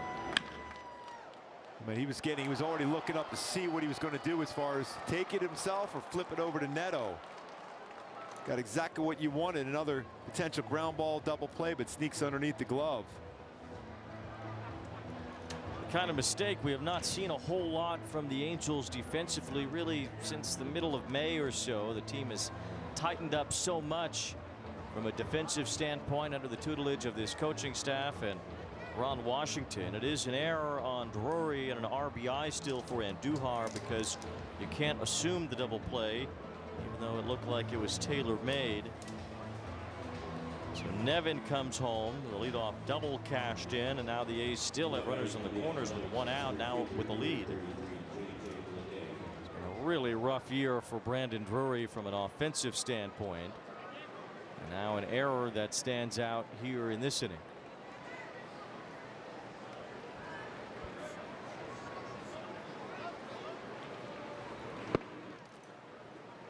Ball 1 to J.J. Bleday, who flied to center field his first time.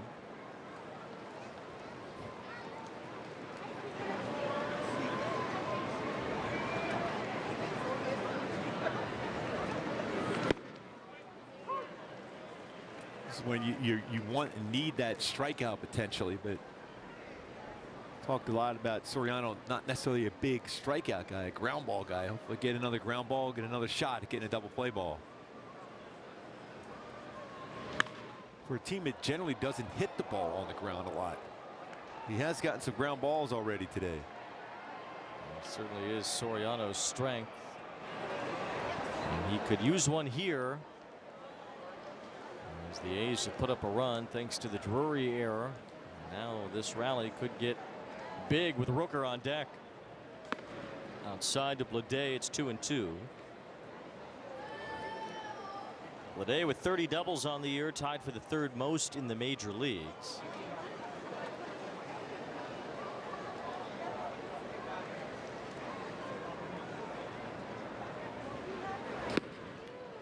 3-2, and it seems like times here today Soriano's gotten 2 strikes and has not been able to put hitters away.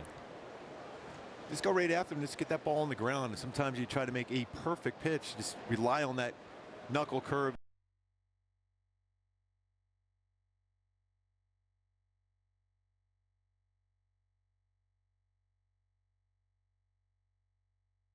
Then the base is loaded, and just 1 out here, 3rd inning.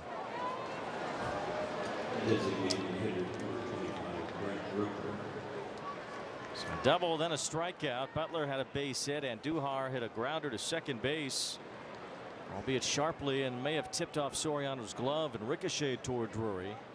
Drury mishandled it. Now Rooker lines a base hit to right center field. He is inevitable right now. Butler scores, so does Andujar. Blede's racing around. He comes home. Brent Rooker drives in all 3, and the Oakland A's have broken it open here early. It is 4-0. Well, he has been a machine this season. That was a sinker, middle of the plate. He just went inside out on it, hits it on the line.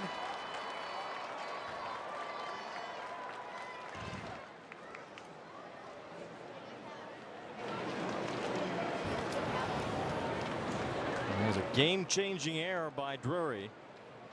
And now Jose 29 month of July. Look at that, 28 with 10 home runs. He has completely worn out the Angels this year. He's hit 6 homers against the Angels, which is 1 shy of the A's record, which Sal Bando hit 7 in 1969 against the Angels. Brent Rooker has been a menace, and he has given the A's a big hit here in this 3rd inning. Yeah, 15 RBIs this year against the Angels. 15. He's got 21 hits and 47 at bats. 2 for 2 in this game, with now the 3-run double. Rooker for the year is driven in 75. And if the A's do trade him, they will likely get a big return, but he's the kind of guy you'd like to hang on to as well if you're going to start trying to make some moves forward. Brent Rooker could be a big part of that. He has been a huge middle of the order bat for an Oakland team that has done nothing but score in the month of July, and especially since the All-Star break. The A's are 14-7 this month. That's tied with Arizona for the best record in baseball. Soriano does 2 swing and misses so far against Oakland. It's 0-2 with an ERA over 15 in his career. They're getting some pretty good swings against him. Angels do have their bullpen up. Jose Marte is getting loose. Soriano had 1 start earlier in the year against Oakland where he didn't go very deep into that game either. It's a swing and a miss here on Brown for strike 3. That's the 2nd strikeout of the inning. They've had 7 hits in this series on the first pitch. 6 of them are first pitch fastballs. Second baseman, number 31, Abraham Toro. And Rooker on that fastball too. First pitch. Drove in 3. Here's Toro as he walked his first time. 8th batter of the inning for the A's. And fouls one off. It's been a laborious inning here for Soriano as his pitch count nears 60. Very efficient in the first 2 innings, as he typically is, but he's thrown over 30 pitches here in the 3rd.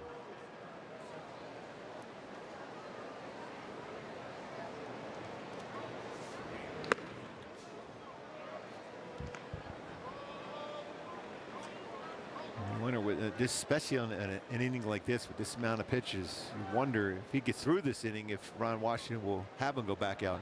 35 pitches already coming right now.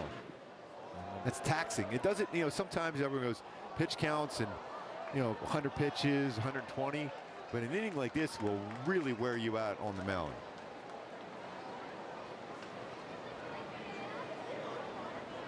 Especially for a guy that hasn't started a lot too. Now a guy like Tyler Anderson, he'll find his way. Line drive and a base hit for Toro. That will bring Rooker to the plate. And the Oakland A's have put up a 5 spot here in the 3rd inning. And that run at least unearned.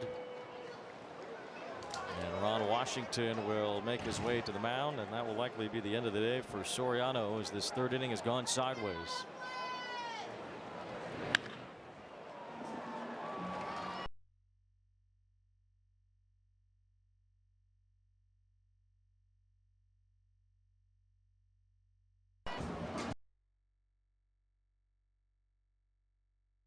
Kenny's always thinking about baseball, and he's fired up for 2024. These are the standards by which major leaguers are measured. Watch the show for the thinking fan, MLB Now, on MLB Network. With the 25th selection, the Los Angeles Angels select Michael Trout. The New York Yankees select Aaron Judge. Anthony Volpe. The Baltimore Orioles select Manny Machado. Grayson Rodriguez. Adley Rutschman. Jackson Holliday. The Nationals select Bryce Harper. Steven Strasburg. Dylan Carlos Correa. Alex Bregman. Corey Seager. Walker Buehler. Byron Chris Kyle Ryan. George Kirby.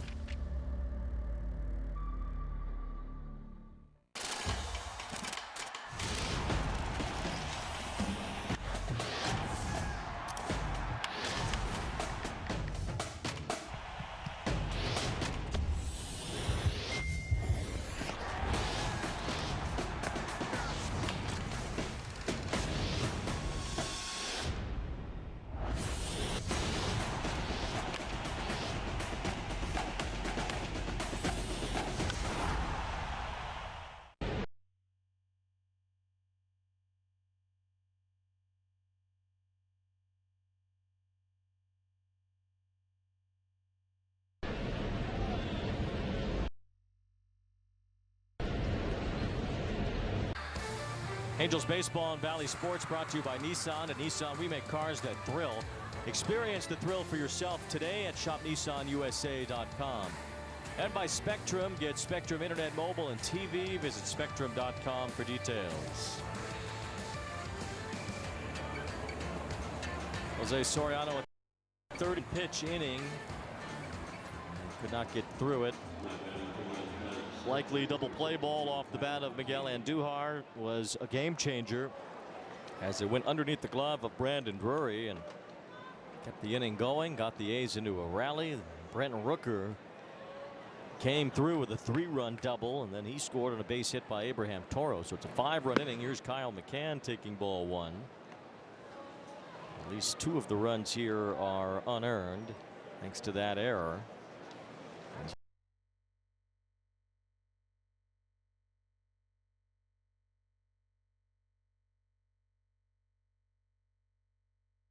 Jose to get through 9 that they might not ordinarily have with the score being down by 5. They got a hit too. The Angels offense has, as we showed you, only put together runs in 1 inning in each of the last 5 games. So the ball tends to carry on day games here.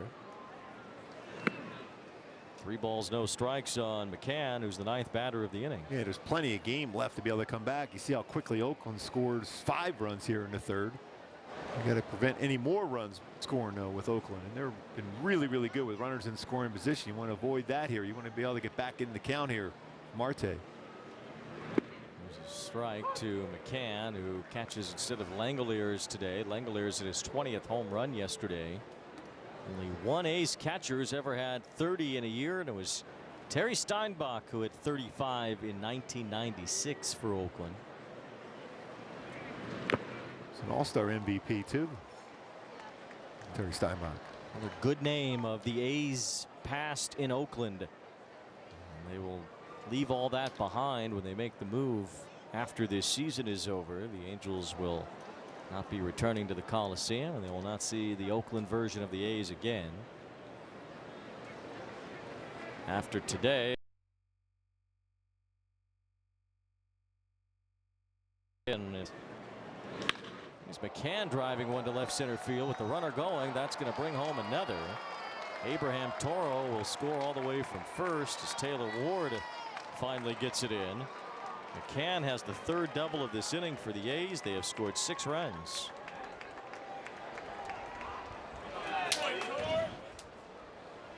Fall behind, you could sit on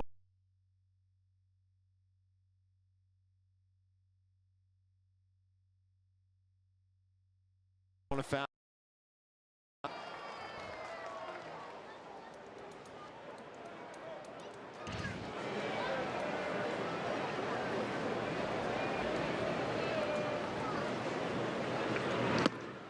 Ball one to Tyler Nevin. Nevin had a double and a run scored yesterday. Son of the former Angels manager Phil Nevin, who was here yesterday. 1 ball, 1 strike on Tyler Nevin.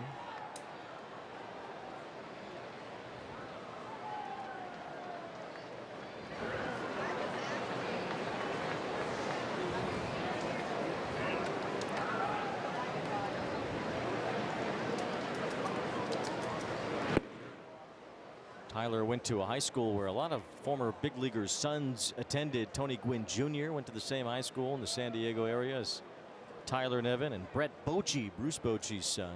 And Look, he got hurt on the delivery there, maybe. He's saying he's fine, so. And now Rengifo saying he's not fine, so training staff will come back out. Mike Froh, he slipped. I think his ankle there when he hit that landing spot. Well, Mike Frostad is out, along with Ron Washington and Barry Enright. Look at this ankle for Marte, who told them to go back into the dugout. And then Luis Rengifo said, no, you guys shouldn't come out here. So Marte saying he's fine, and see if he stays in this game. Soriano tagged for 4 earned runs out of the 6 that have scored.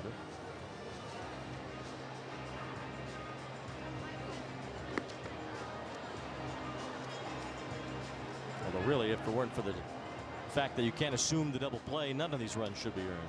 They all came after the Drury error, which likely would have ended the inning had he fielded that ball cleanly. Now the Angels are in a 6-0 rut here against Oakland. One thing about Oakland on the hitting side, they don't slow down either. They keep trying to add on. Got some pretty good balance in their lineup right now.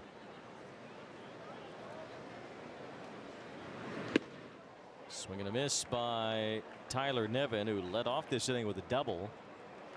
He's the one who scored on the error by Drury.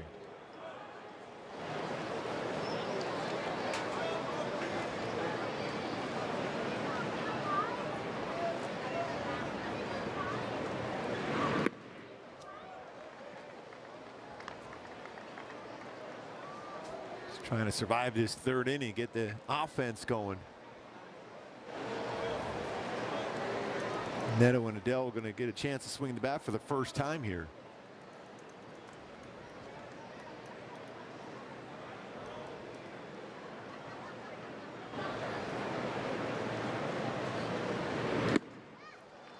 Nevin strikes out, and that ends a 6-run 3rd for Oakland.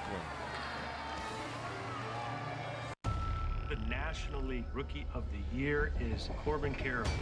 This dude is an absolute beast. He's got every tool. He's got the power tool. Carroll has hit another one. Runs like the wind. There goes Corbin. Go, Corbin, go. He plays D. Oh, he's got it. His signature play, that sliding grab. Pound for pound, maybe the strongest player in the league. It's been an incredible ride. The power of baseball goes beyond the field. It starts with kindness, reaching out a helping hand. Even the smallest gestures mean the world to a lot of people.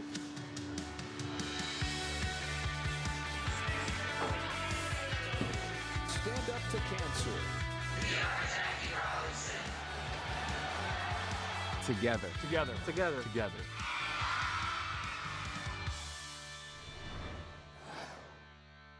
Intentional Talk, where baseball players reveal their biggest secrets. I played trombone. I guess that could be a secret. You gotta go long though, Kevin. It's the long one. Oh, that's right. That's right. You're right. Sorry. Intentional Talk on MLB Network.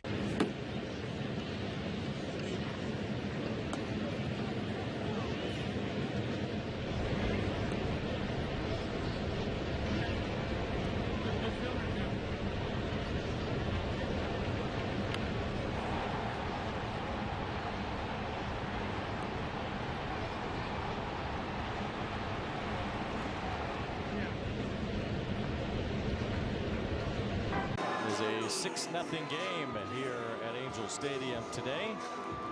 Kids are still having fun here at the Big A on a beautiful Sunday afternoon at Angel Stadium. We'll see if the Angels can fight back here today against Oakland. They've had a tough time with the A's pitching staff as well. A's bullpen has not given up a run in this series. Their starters have been susceptible to a couple of big innings. Ross Stripling allowed 5 in the second on Thursday, and Paul Blackburn gave up 4 in the first on Friday. Mitch Spence allowed just 1 run total in the game yesterday.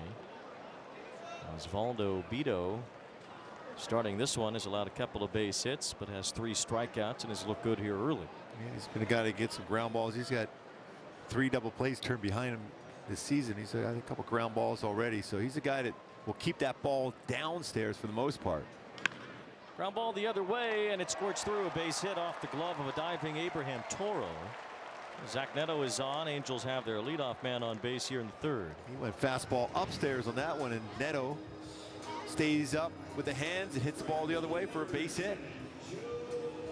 That's how you get back into a game. Bunch some hits together. See if that gets going out here for Joe Adell. Good swing by Neto.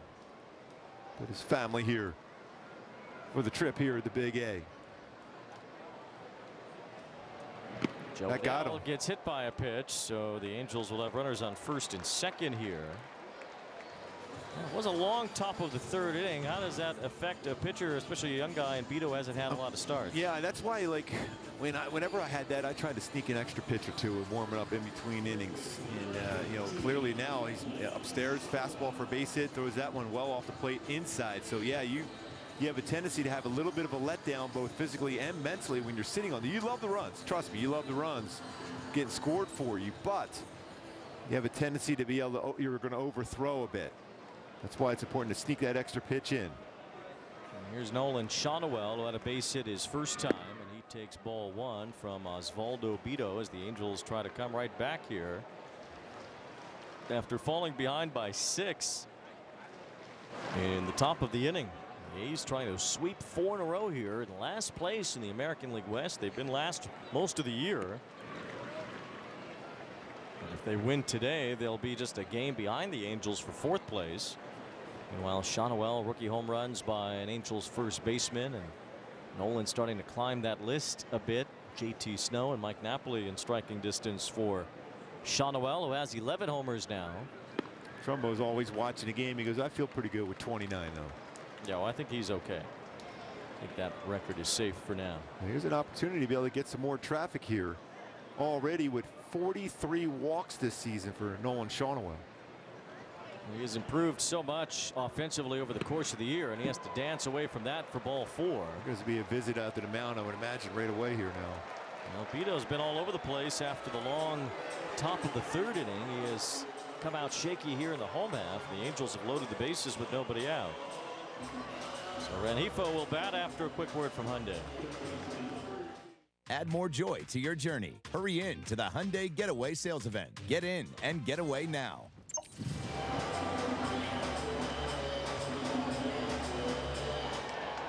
Rengifo flied to right field his first time. Scoring chance for the Angels as they try to strike back after Oakland put up 6 in the top part of the inning. Fouled away on the first pitch by Luis.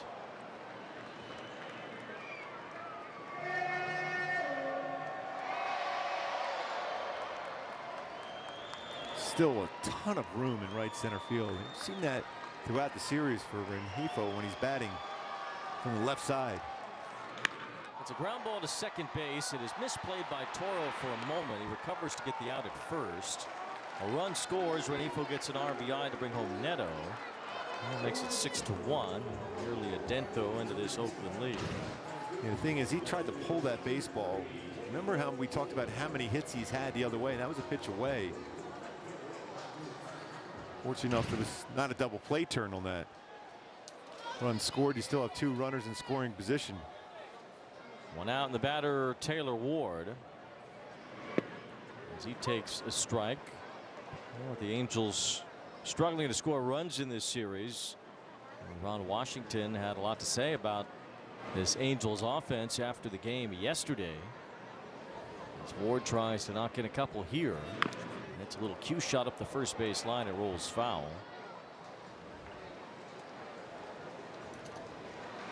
For more on that, here's Erica. Last night he was talking about the guys trying to play hero. He doesn't want them to do that. Like Gooby was talking about, just get the base hit because you end up being a zero. But he wants them to keep talking. They talked about what went wrong last night. Keep the mind stimulated. That's the only way that they're going to learn.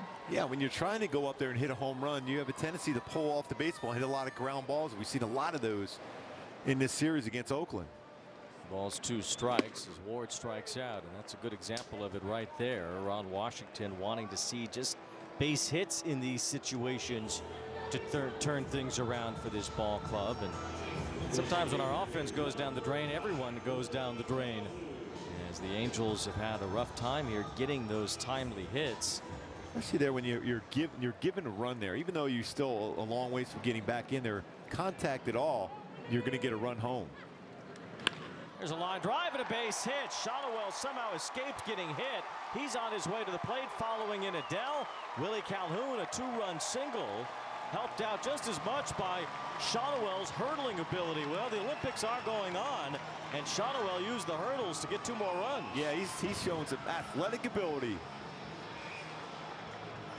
Stayed on that great swing by Willie Calhoun. And it avoids the line drive.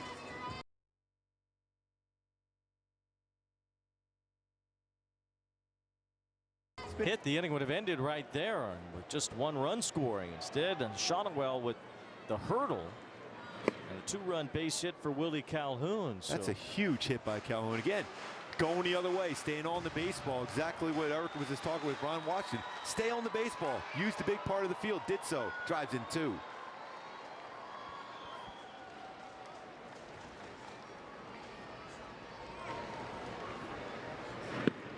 Lars swings and misses. 1 ball, 1 strike. Calhoun does get the big hit. Shotwell meddling in the hurdles category. And the Angels have cut the A's lead in half right away. It's 6-3.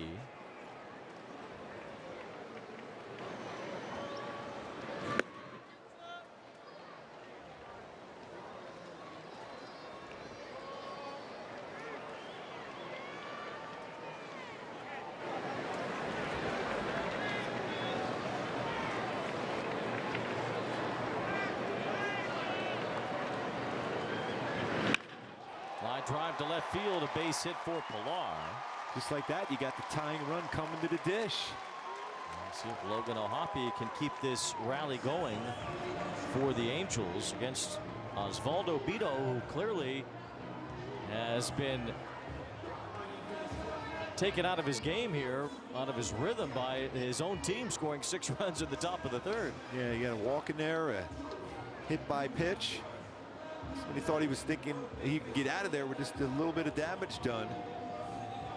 Willie Calhoun comes through with a clutch 2-out, 2 RBI hit. Scott Emerson, the pitching coach for the A's, having his conversation here with Bido and McCann. Now here is O'Hoppe representing the tying run. He's 8 home runs on the first pitch this year, still the most in baseball. He's at 14 overall. More powerful hitting catchers in the game. A base hit his first time up, and he can eat into this A's lead even more. And .333 this season versus the A's. Good pitch by Bido, 96 at the knees over the outside part of the plate. Again, you got to think line drive. Mistakes are the ones you hit out of the ballpark. Think line drive, base hit. Base hits will keep the rallies going. We've seen that here with 2 outs thanks to Calhoun and Pilar. Angels had the bases loaded with nobody out. All 3 of those have come around to score.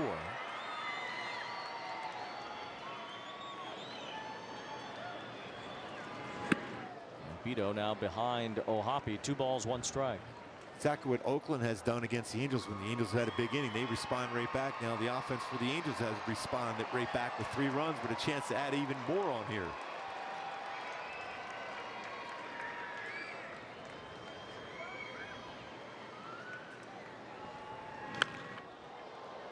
Helped him out a little bit on that fastball, just a little bit off the plate, but he was looking to try to punch that the other way. He had a base hit inside out on a fastball in on the hands, but punch at the right fielder's first at bat.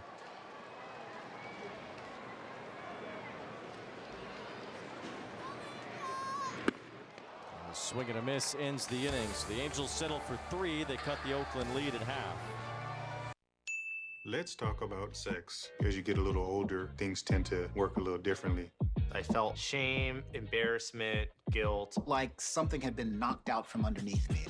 What HIMS does is says, hey, look, don't worry about it. We got this part covered. 100% online. The whole process was very discreet. It made me feel like I'm a rock star. This product has changed my life. When it kicked in, I said, yeah, I'm back. I remember this feeling. Get started today at 4hims.com. Ooh, that's a lovely view. What are you two looking at? Tip pick.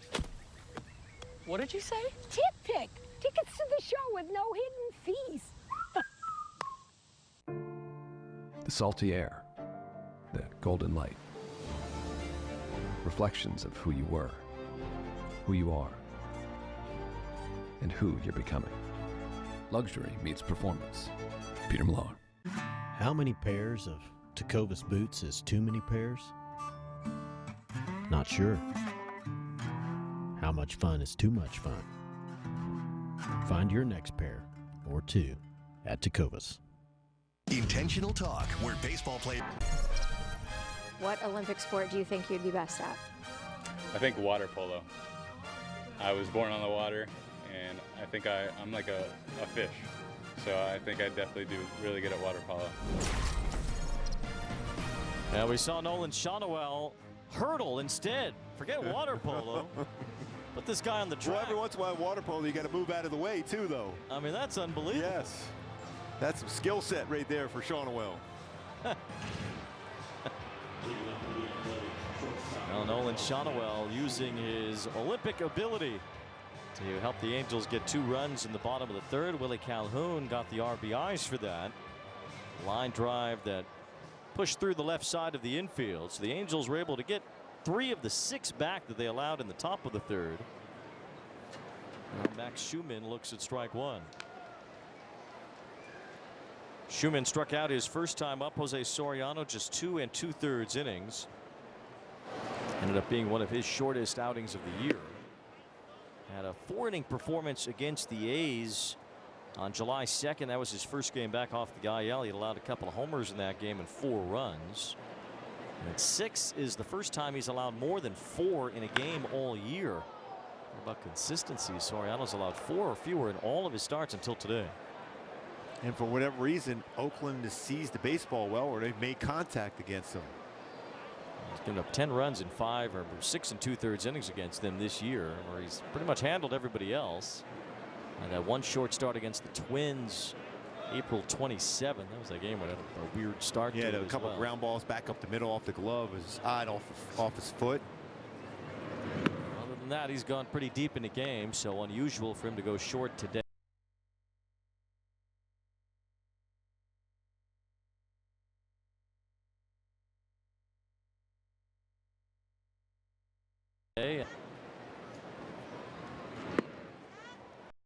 After Anderson, we saw Hunter Strickland and Matt Moore.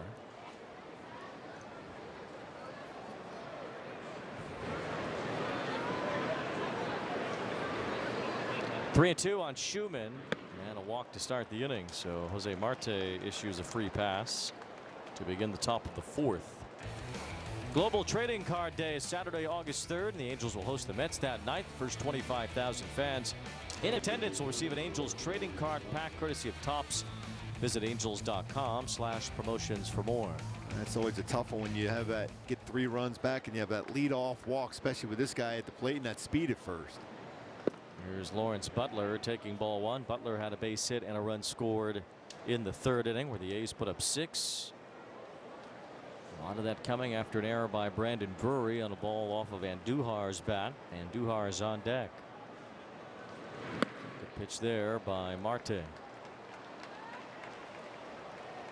Finals today, just a few games going on right now. Milwaukee leads Miami 6-2 there in the 9th inning, and Devin Williams is on the mound for the Brewers, making his long-lasting season debut. That is huge for the Brewers, who've been reeling a little bit of late. A lot of times you'll hear GMs talk about a returning star and say, well, it's like a trade at the trade deadline when you get a guy back around this time of the year. But for Milwaukee, it kind of is getting Devin Williams back right now. 2 balls and 1 strike. Brewers are in first place in the National League Central. They've got a pretty healthy lead, up 6 on the Cardinals. Christian Yelich being out now, that hurts him offensively.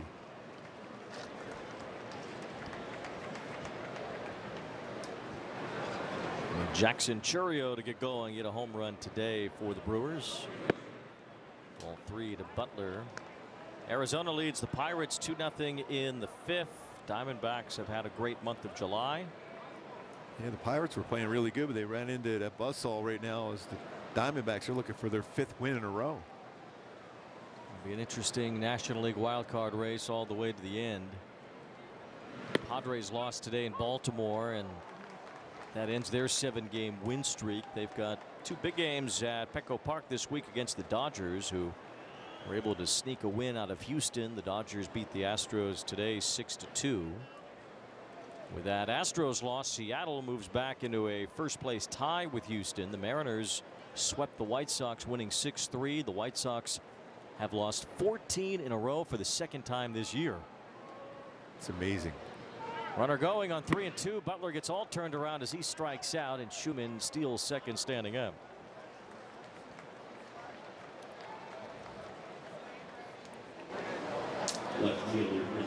Tough one to catch and throw, though. Oakland has been red hot here in the month of July. No one better.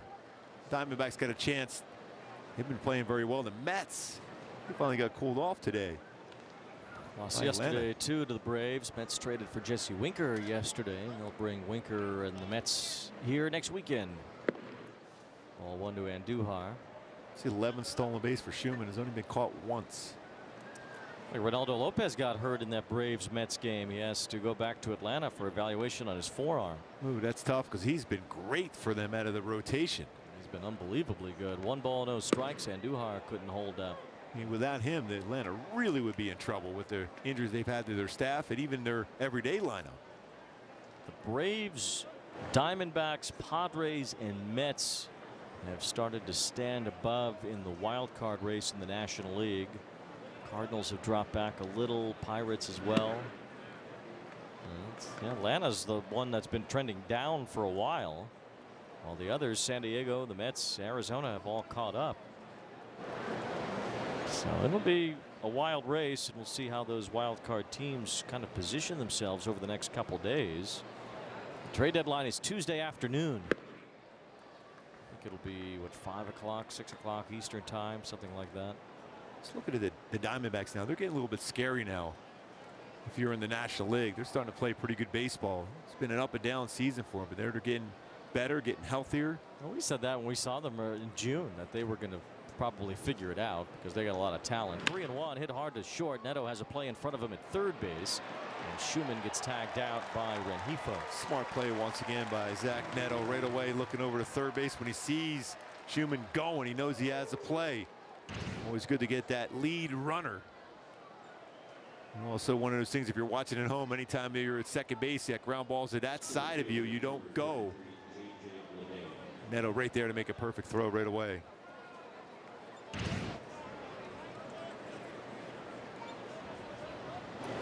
The 2 outs. J.J. Bleday is the batter with a man on first. He takes a strike.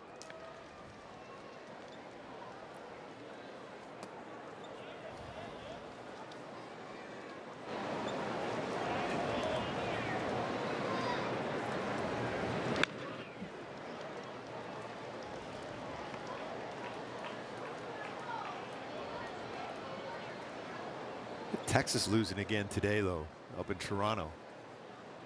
So when they had gotten hot, lost all 3 up in Toronto. Bleday flips one the other way, and it's just out of the reach of Rengifo. So the A's keep the inning going. That means Rooker gets another chance with men on base as Bleday singles, and now Rooker will bat with 2 on.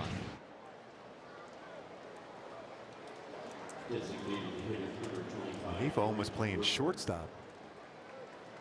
Off the bat, he might get to that, but it was just out of his reach. Rooker last at bat, first pitch he saw. Bases clearing double. So Ron Washington maybe going to the bullpen right away here. Yeah, Rooker will face Roansy Contreras instead, as the Angels try to keep it a little close here. They were down 6-0. They've made it 6-3, and they want to make sure Rooker doesn't make it worse.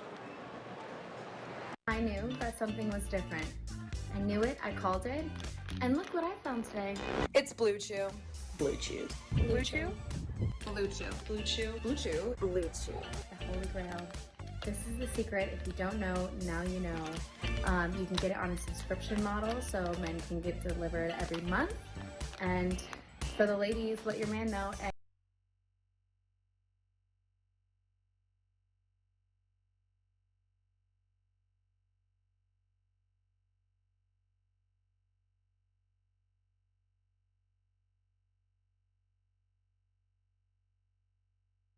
And you're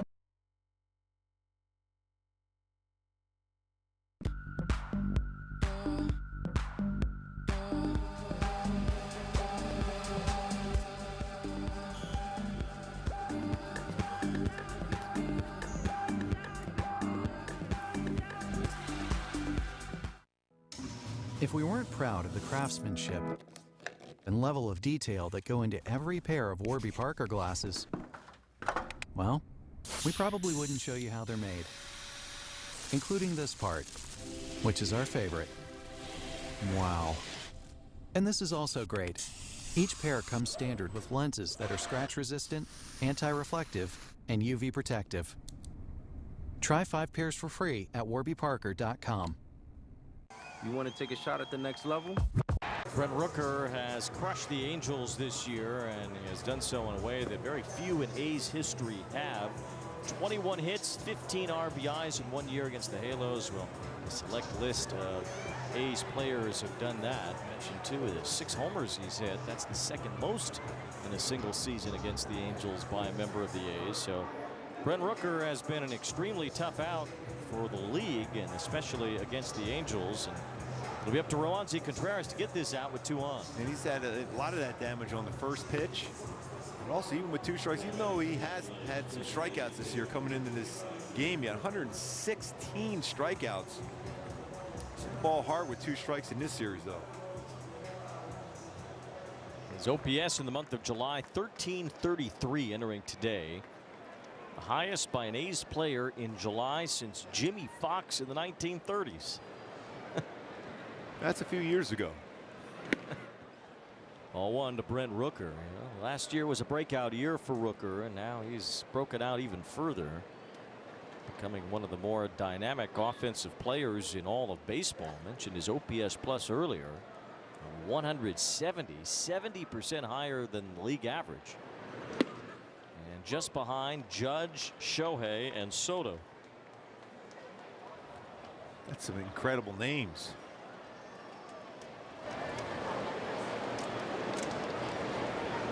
Ball 1 strike on Rooker. Big swing, man. I don't think he was going for a single on that one. He was doing the Mark McGwire type swing with number 25. Well, when you're trying to be a hero, you end up a 0. Didn't he listen to Wash?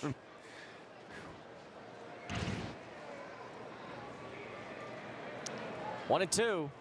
Swing and a miss. Strike 3. Big out there. Rooker strikes out to end the 4th. Don't let a clogged gutter rain on your parade. Protect your home with Leaf Guard, the only one-piece seamless gutter system guaranteed to never clog, no matter the weather. Never clean your gutters again with Leaf Guard. Leaf Guard's patented seamless design keeps leaves, pests, and sediment out while directing water away from your home, preventing wood rot and foundation decay, giving you peace of mind that your home and family are protected from water damage with the industry's premier maintenance-free gutter system. Leaf Guard is the smartest solution in gutter protection, proudly protecting your home by getting it right the first time for a lifetime.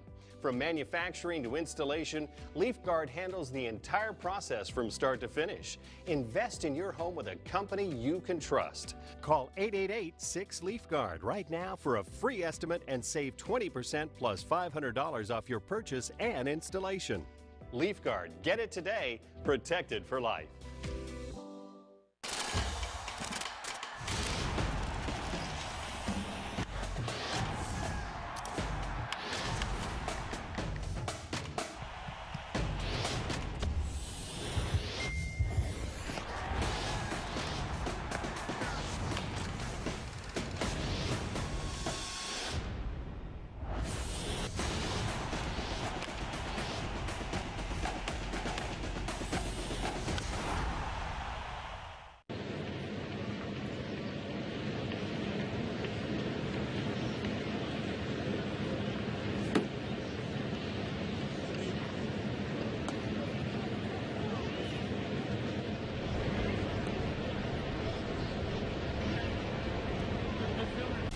Take a look at our blue moon bright spot, the Salt Lake City Bees. Have won 9 in a row. And I saw they were up early in the game. I know they're up 3-0. I don't know what the score is right now, but the Bees doing it all right now. Chad Wallach went yard. That would have been at 4:30. What did he hit that off? He hit it off a towel. Well, Brandon Drury popped up to the shortstop, Max Schumann. As Drury is 0 for 2. That's the 200th plate appearance for Drury this year. Has an OPS of 445 entering today. That'd be the lowest in all of baseball for hitters with at least 200 plate appearances. It's been a rough time for Brandon Drury at the plate. Still, this so surprising when he had 59 extra base hits last season. Dealt with some injuries this year, but that timing has not been there for Brandon.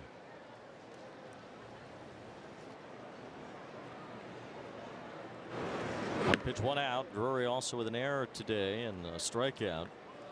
Zach Neto has a base hit, started a 3-run rally in the 3rd inning. Angels were able to cut the Oakland lead in half, making it 6-3. That's where we're at right now with Bido tossing in a strike. It's 2-1. Neto had a run scored, so did Adele, so did Shonowell. How about this little streak Nolan Shonowell is on? As Bido deals 2-1.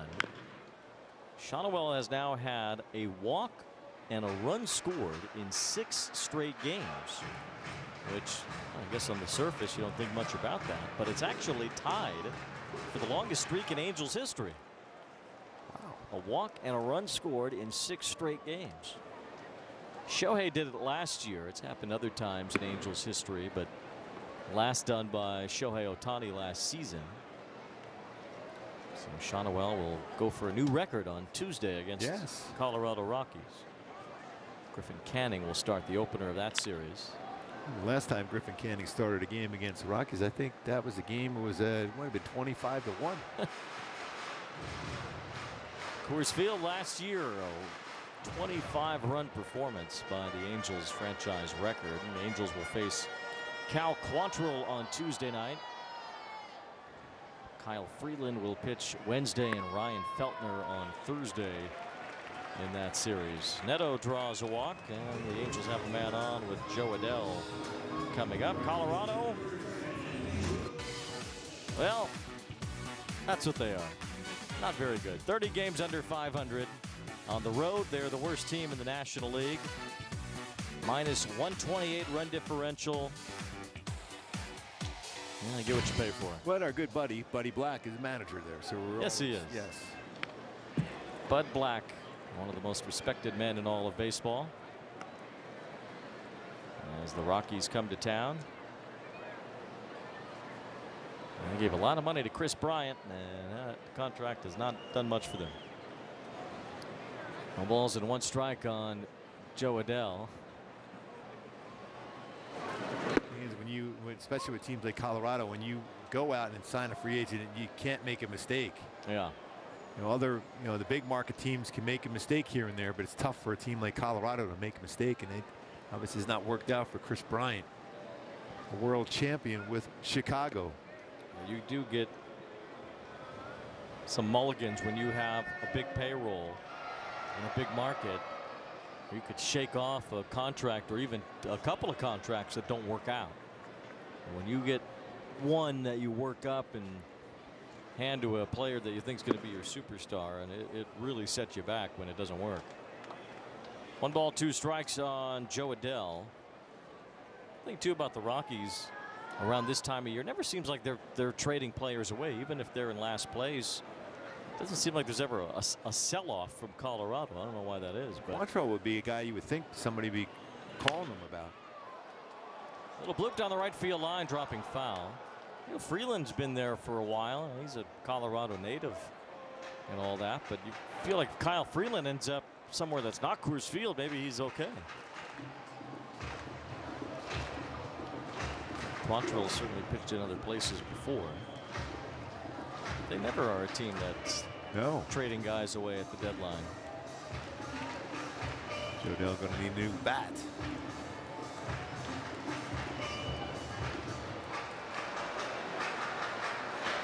If Joe Adell can get a hold of one, you might see some action going, moving down the bullpen. Nothing yet for Oakland down in their bullpen.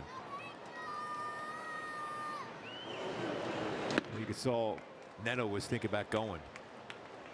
He was leaning. He's got 18 stolen bases.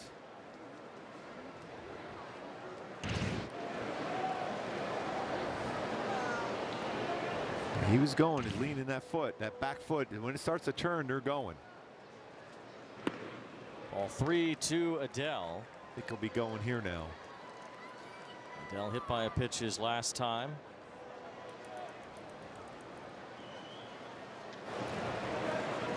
Still throws a high percentage of sliders on a 3-2 count to a righty. Neto's not running, and Adell fouls one back. Still worried about the strikeout with Adell.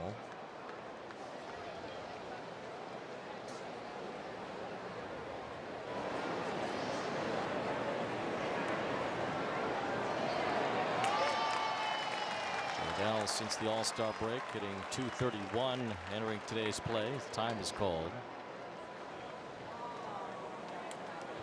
A little better in the month of July. Really struggled in May and June especially, but July's average has gone back up. OPS about league average in July for Adell. Good job fighting off that little cutter. Long at bat here. 8 pitches to Adell. It'll be at least 9 as Bido's had to work pretty hard here the last couple of innings.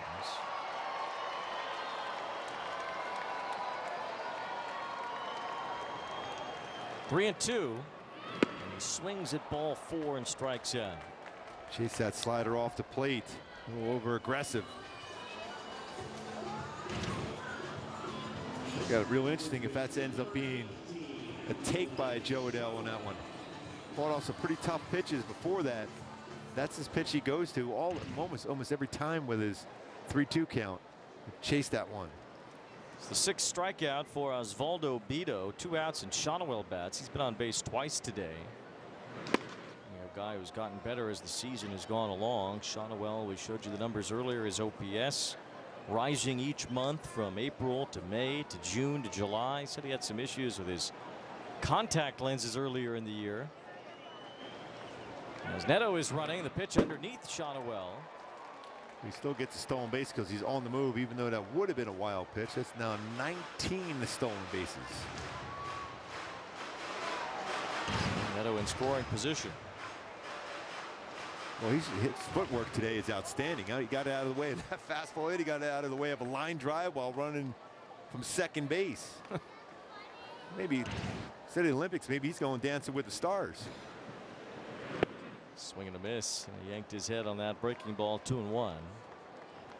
Shonowell has walked more than he has struck out so far in the month of July. And you see the streak that extended today. A run and a walk in 6 straight games, tying an Angels record. And something that Shonowell did a lot in college. Wow. As that pitch gets called a strike at the top of the zone.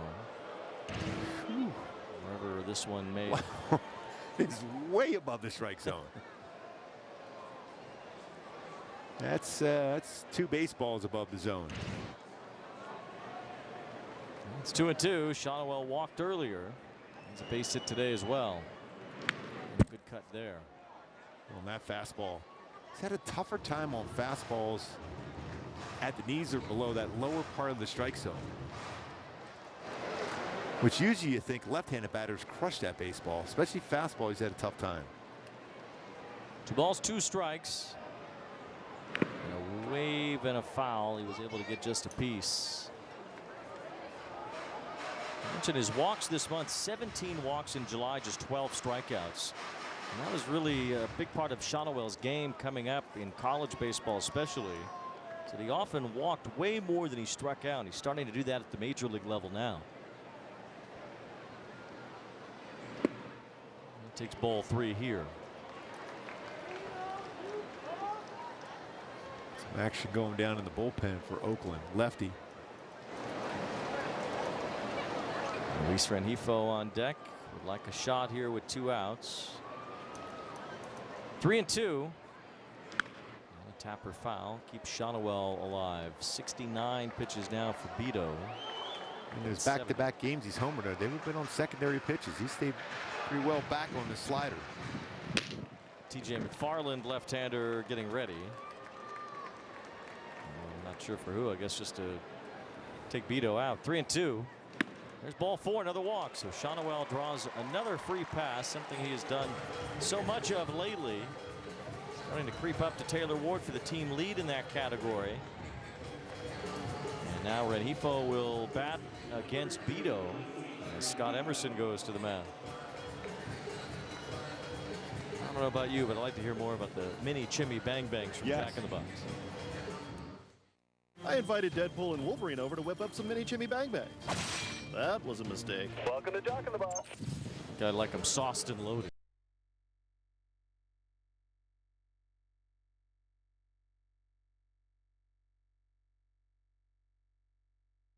Yep. So 2 outs, runners on first and second. And the batter here, Rengifo, with an RBI his last time. And certainly McFarland would not come in to face Rengifo because Renifo's better side is the right side. And he's got to be patient to get something in the zone. He's swung over top of a number of breaking balls down and in. Struggled really in the series. I think he's 2 for 13 in this series so far, but an opportunity right now with 2 runners on to get right back in the game or potentially even tie it. Angels were down 6-0. Made it 6-3, and they've kept the pressure on Osvaldo Bido here in the last 2 innings. 2 walks in this inning. Rengifo done well with runners in scoring position this year, batting .326. It's the count in his favor. It's 2 balls, no strikes. Yeah, good patience so far. First pitch fastball out of zone, a changeup out of the zone. Again, you got to. This is your chance. 2-0. Get it in the zone and do some damage.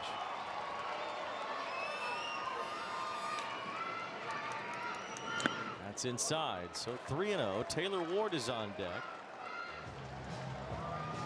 Lefty up in the bullpen. So if Marcotte does make a move, not sure if he'd bring in the lefty to face Ward. We'll see if Rengifo can reach here. 3 balls, no strikes. And that's not even close. Ball 4. I think he's going to have to go to the bullpen now. Missing by that much. It's the 3rd walk of the inning. Bido has walked the bases loaded. And Taylor Ward will bat here. We'll see if it's against Bido or McFarland. Bringing in a lefty to face Ward doesn't make much sense. So Marcotte is going to continue with the starter here for 1 more batter.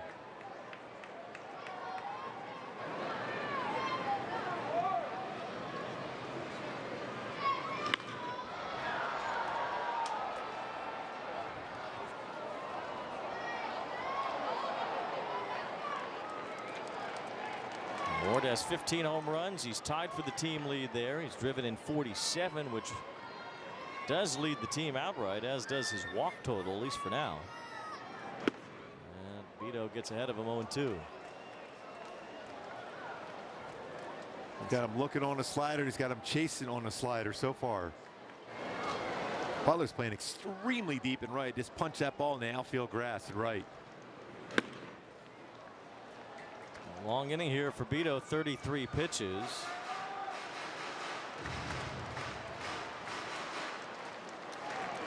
And some issues in the third as well. Angels trying to fight back after trailing 6-0. Ward, it's a fly ball, left field, hit pretty well, and Duhar's back for it. He's near the wall, it's gonna go! A grand slam! Taylor Ward has put the Angels on top. They have come all the way back from 6-0 down, and it's 7-6 Halos here in the fourth.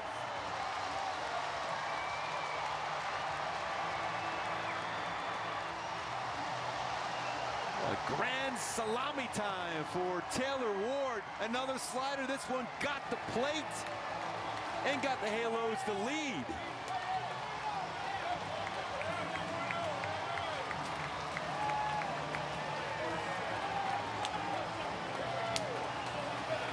Boy, this is exactly what Oakland has done against the Angels. Score a lot early and then watch the opponent come back just like that. The Halos got the lead.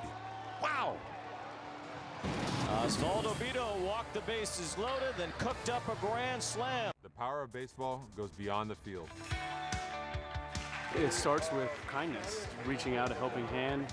Even the smallest gestures mean the world to a lot of people.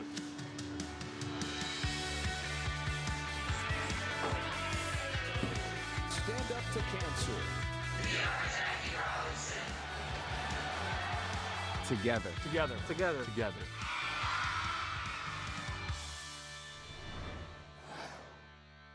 Intentional Talk, where baseball players reveal their biggest secrets. I played trombone. I guess that could be a secret. You gotta go long though, Kevin. It's the long one. Oh, that's right. That's right. You're right. Sorry. Intentional Talk on MLB Network. The National League Rookie of the Year is Corbin Carroll. This dude is an absolute beast. He's got every tool. He's got the power tool. Carroll has hit another one. Runs like the wind. There goes Corbin. Go, Corbin, go. He plays D. Oh, he's got it. His signature play, that sliding grab. Pound for pound, maybe the strongest player in the league. It's been an incredible ride.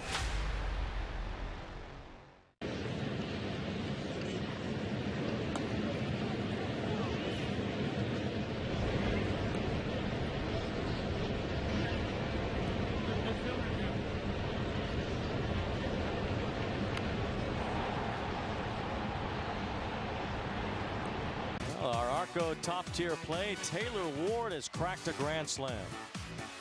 Boy, slider. Punched him out looking and swinging on the slider the first two at-bats, but that one in the zone, and he got the lift and the carry. Here this afternoon, Arco top-tier play, and what a play that was. Down 6-0 at one point, now up 7-6. Biggest effort so far this year the Angels come back from this year was 5 runs down at Houston. See if they can continue adding on. Taylor Ward's 4th career grand slam. His last one was at the Coliseum a couple of years ago against the A's. The TJ McFarland comes in maybe one batter too late. After the Angels went ahead here on Taylor Ward's go-ahead grand slam, down by 3. With a grand slam to put the team up by 1. So the Angels come all the way back from 6-0. Now Willie Calhoun with a fly ball to right field. Hangs up for Butler to end the inning. Taylor Ward in grand fashion has capped a comeback. The Angels are ahead 7-6 after Ward's granny puts the Halos on top. The National League Rookie of the Year is Corbin Carroll. This dude is an absolute beast. He's got every tool. He's got the power tool. Carroll has hit another one. Runs like the wind. There goes Corbin. Go, Corbin, go. He plays D. Oh, he's got it. His signature play, that sliding grab. Pound for pound, maybe the strongest player in the league. It's been an incredible ride. Intentional Talk, where baseball players reveal their biggest secrets. I played trombone. I guess that could be a secret. You gotta go long though, Kevin. It's the long one. Oh, that's right. That's right. You're right. Sorry. Intentional Talk on MLB Network. The power of baseball goes beyond the field. It starts with kindness, reaching out a helping hand. Even the smallest gestures mean the world to a lot of people.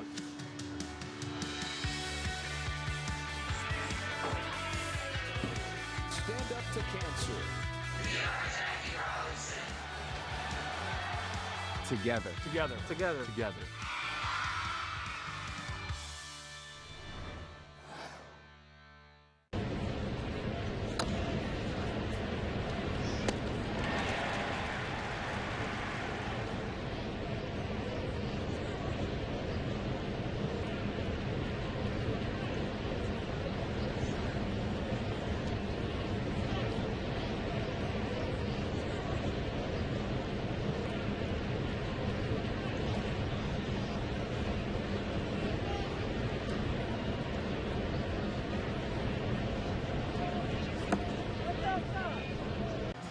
Big blast from Taylor Ward, a grand slam with the Angels down by 3. Now they're ahead 7-6.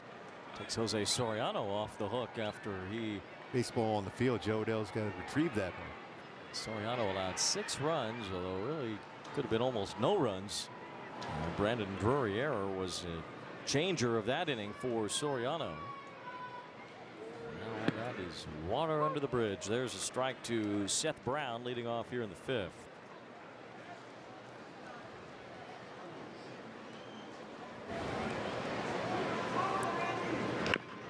Bouncer off the plate back to the mound as Roansy Contreras gets it to first base. 1 out.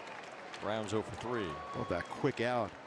You go back in this game, the Angels were able to get that lead because of what Contreras did with Rooker at the plate with a punch out to finish off that inning. Just like that, Halos got the lead. Batter here is Abraham Toro, had an RBI single and a run scored in that 6-run 3rd inning, which gave Oakland a big advantage, but they have since let it get away. It's almost mandatory to somehow this work its way to a 1-run game, 1 or 2 runs. I mean, it's been over 50% of the games played by these two since '02 have been decided by 1 or 2 runs.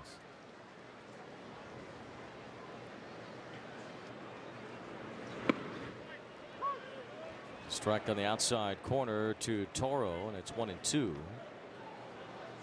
Grand slams down by 3 are pretty rare.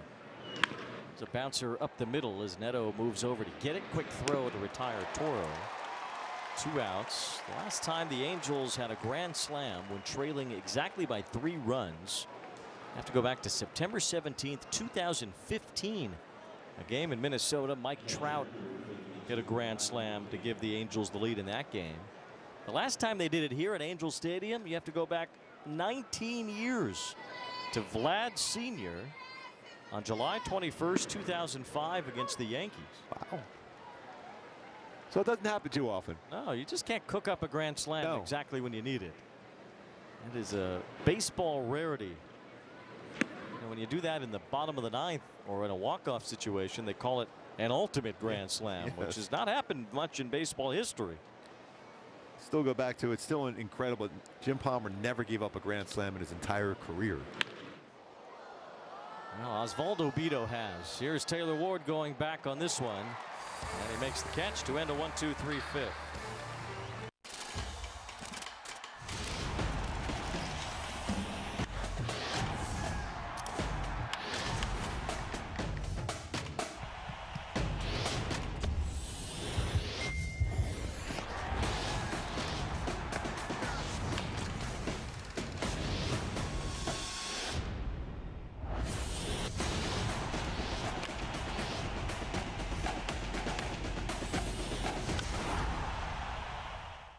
Given up on trying to get rid of batting averages, no beating it. Brian Kenny's always thinking about baseball, and he's fired up for 2024. These are the standards by which major leaguers are measured. Watch the show for the thinking fan, MLB Now, on MLB Network.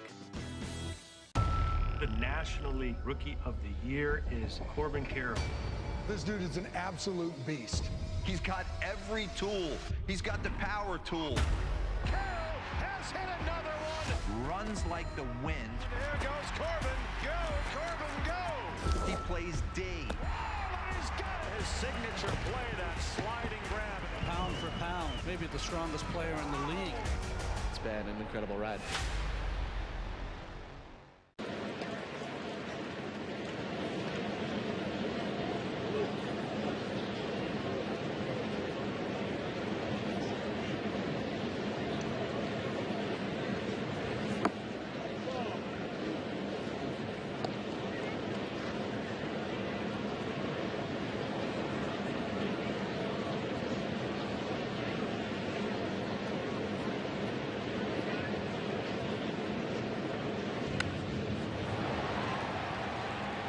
Celebrate D23 Day at the Big A Sunday, August 4th. First 23,000 fans in attendance will receive a commemorative, one-of-a-kind, limited-release D23 Mickey Mouse bobblehead. For more information on D23 Day and the Mickey Mouse bobblehead, visit angels.com/promotions. Mickey on the mound right Yes, look. Wearing number 23. Are you sure this is not about you? Finally got the bobblehead. There's Michel Otanez, who has taken over on the mound for Oakland in the bottom of the 5th inning. TJ McFarland faced one batter, and that was the end of his day. So here's Otanez facing Pilar, missing with ball 1. As Osvaldo Bido gave up the grand slam to Taylor Ward. 4 walks in the game, and all 4 walks scored against them. 3 of them were in the 4th inning. He walked the bases loaded before the grand slam. There's a base hit for Pilar down the 3rd base line. Already 2 hits in this game for Pilar. This one is a double to lead things off in the bottom of the 5th. Well, he's got a single and a double going. He's been a cycle hit today. It's an infield hit to be able to complete the cycle. Gets that pitch on the inside part of the plate and turns on a little sinker. Drop the barrel on that. Double in scoring position right away for Logan O'Hoppe. The cycle that Gooby's referencing was hit by Xavier Edwards of the Miami Marlins, who hit his first major league home run today as part of that cycle. That's pretty impressive. I can't imagine that happened a whole lot, is it? First major league home run part of the cycle he hit for? Probably not. I know John Olerud hit 2 cycles in his career, and both times they were the only triple he had the entire season. Yeah, he could hit. I don't know how quick necessarily was, but he was a great glove at first, and he could hit. Xavier Edwards getting some playing time after the Marlins made some changes. Jazz Chisholm playing 3rd base for the Yankees tonight as they play the Red Sox on Sunday Night Baseball. Ball 3 to Logan O'Hoppe. And he will be swinging 3-0. Cycle for Edwards, just the 2nd in Marlins history.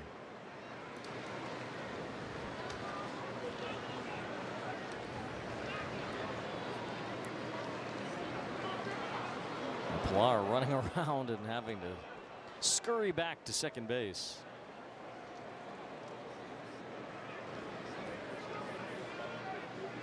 So Chisholm is playing center field. I was misinformed.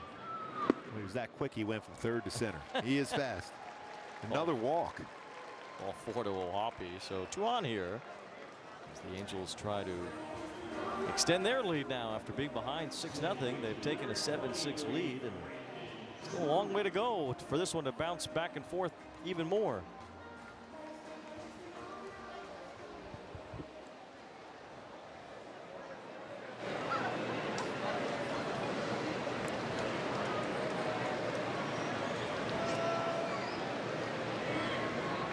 Brandon Drury could use a base hit. He's 0 for 2.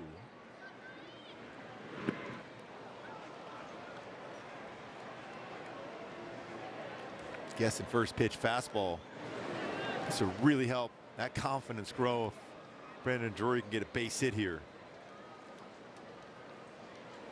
Angels have Jose Quijada up in their bullpen now.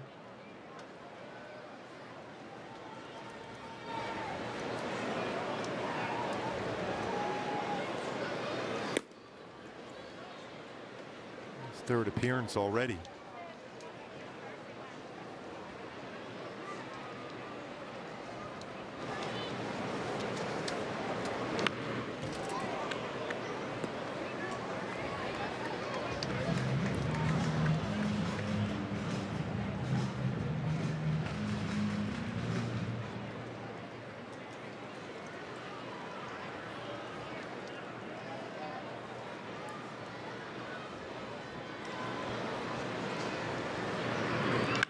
Drury hits one toward right field. Moving after it, Butler makes the catch on the run.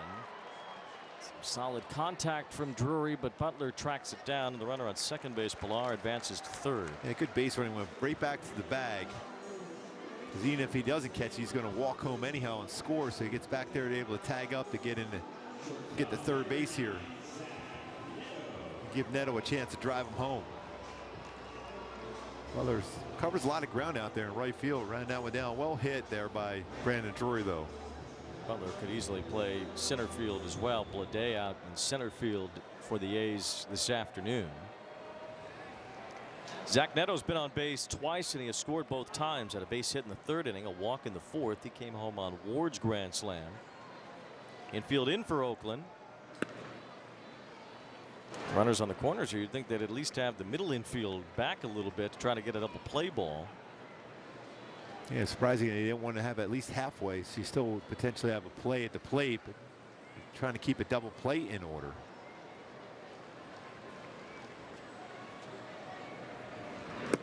Two balls, no strikes. So Hoppy's the runner at first base. He'll take off from time to time. He has pretty good speed. Good count now for Neto to get a pitch up. Remember that earlier in the game, he had the fastball up. Hit a hard ground ball through the right side of the infield. Almost hit Neto. It's ball 3.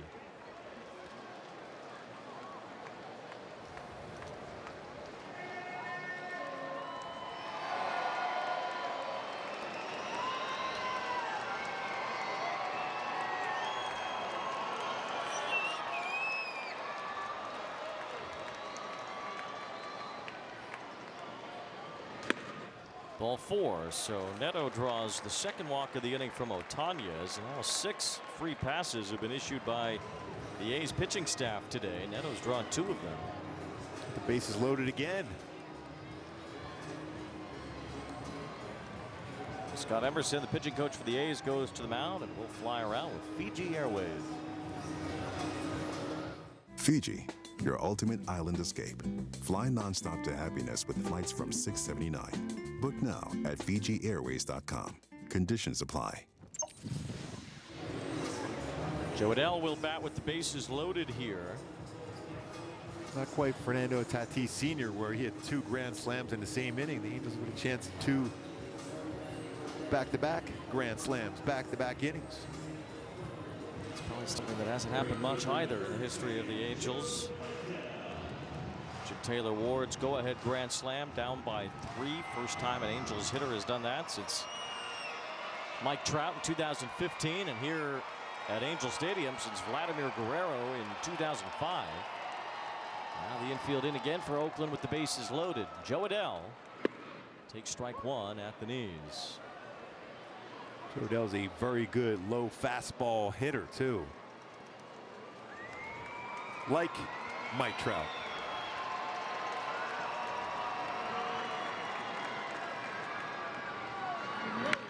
Fouled away, 0-2.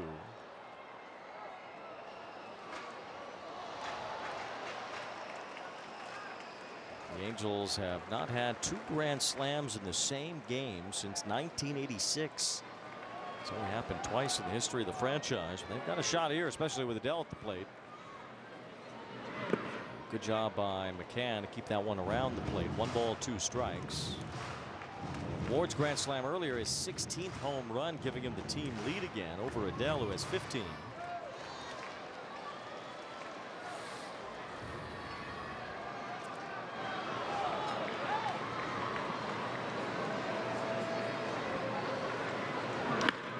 Adell pops this one up on the infield. It's the infield fly rule in effect as Seth Brown makes the catch. So 2 down. 6, it was Brian Downing and Bob Boone who big game. Bob Boone? Yeah. Booney. But if Shonowell is going to do it, he'll have to do it against a left-hander. It's Scott Alexander about to enter for Oakland. Does anyone realize the monster that's lurking in Minnesota's pen? Mr. Duran. Good morning. Good afternoon. Good night. Duran, a dominant ninth. This is unhittable stuff. What's the movement? I mean, that's incredible. Swung on a miss. He threw him something nasty and breaking. Ball comes out with flames behind it. He struck him out swinging. Gas at 103. He is the best closer in baseball.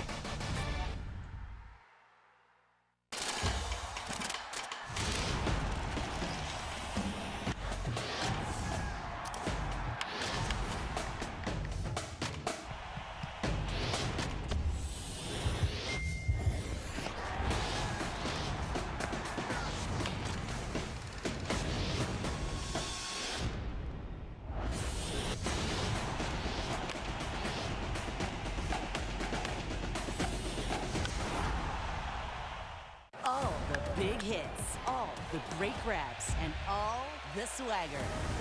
Relive the day's biggest plays all in one lightning-fast hour. What a show! Quick Pitch, late nights and early mornings, only on MLB Network.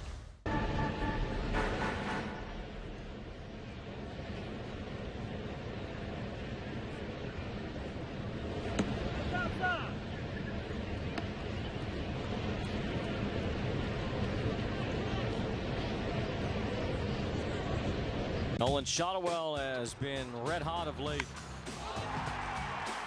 Cutter hit out on a favorable hitter's count. Time a breaking ball down and in. Lines that one out. Solid off the bat, both of them. Over 102 miles per hour. Exit velo. 6 of the 7 Angels runs today have scored with 2 outs. Shotwell was one of those runs scored when he leapt over a line drive hit by Willie Calhoun. And Shotwell also scored on the Taylor Ward grand slam. Missing a pretty good left-hander here. Scott Alexander pitching for Oakland. As he misses with ball 1. His fastball 90-95. He throws a lot of them, about 69%. He'll sink it with slider and changeup.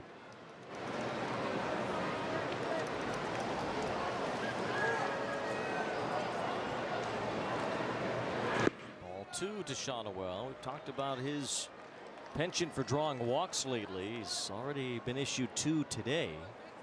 He's walked 18 times this month. By far his season high. There's a strike from Alexander to make it 2 balls and 1 strike on Shotwell. Angels trying to pad the lead here after they went ahead 7-6 on Taylor Ward's grand slam. They were down 6-0 early. Shotwell bounces one foul. Watching that game in 1986 where the Angels had 2 grand slams in the same game. Last time they did it was against the A's. And Brian Downing and Bob Boone hit those grannies. They're wearing the uniforms. Yes. So why not do it? Why not? 2 balls, 2 strikes. Fly ball hit toward the left field line. Chasing is Nevin and Andujar, and it's out of play.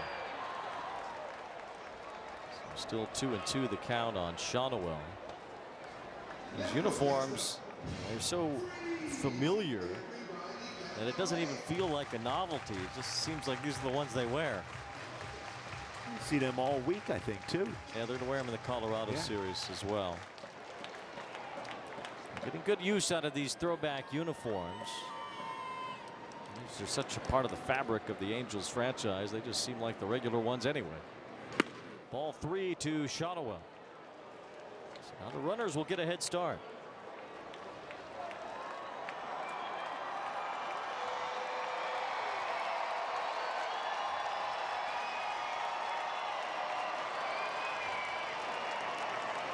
Three and 2, and it hit him. Shotwell gets hit by a pitch with the bases loaded. It scores another run as Pilar comes in. The Angels lead 8-6. And a painful RBI for Nolan Shotwell. You know, on base all 4 times. Single, 2 walks, and a hit by pitch.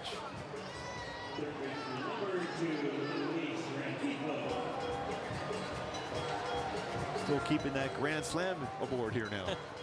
Well, we say it enough, it might happen. Well, Taylor Ward's on deck, so if Renifo can go station to station here, Ward might bat again with the bases loaded. Renifo from his stronger side, he taps one foul.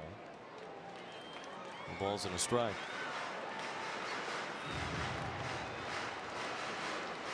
Third straight inning where the Angels have scored. We mentioned before they had in 5 straight games scored in just 1 inning. And that streak broken today in a positive way for the Halos. Oh, that's a great block. That was well out in front of the plate. Again, a nice shot moving that body over, keeping in front of him.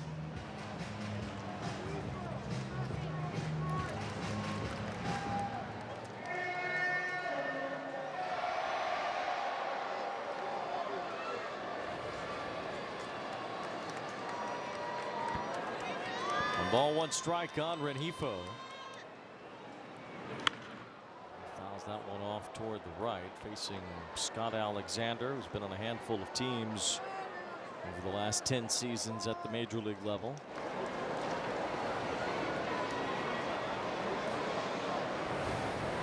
Typically has been tough on left-handers. Righties have done more damage against him. Rengifo unable to here. He strikes out. The Angels leave him loaded in the 5th. The power of baseball goes beyond the field. It starts with kindness, reaching out a helping hand. Even the smallest gestures mean the world to a lot of people.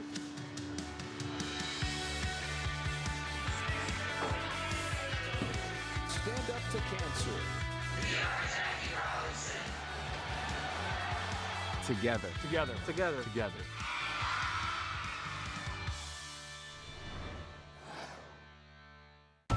The National League Rookie of the Year is Corbin Carroll. This dude is an absolute beast. He's got every tool. He's got the power tool. Carroll has hit another one. Runs like the wind. There goes Corbin. Go, Corbin, go. He plays D. Oh, he's got it. His signature play, that sliding grab. Pound for pound, maybe the strongest player in the league. It's been an incredible ride. All the big hits, all the great grabs, and all the swagger. Relive the day's biggest plays all in one lightning-fast hour. What a show! Quick Pitch, late nights and early mornings, only on MLB Network.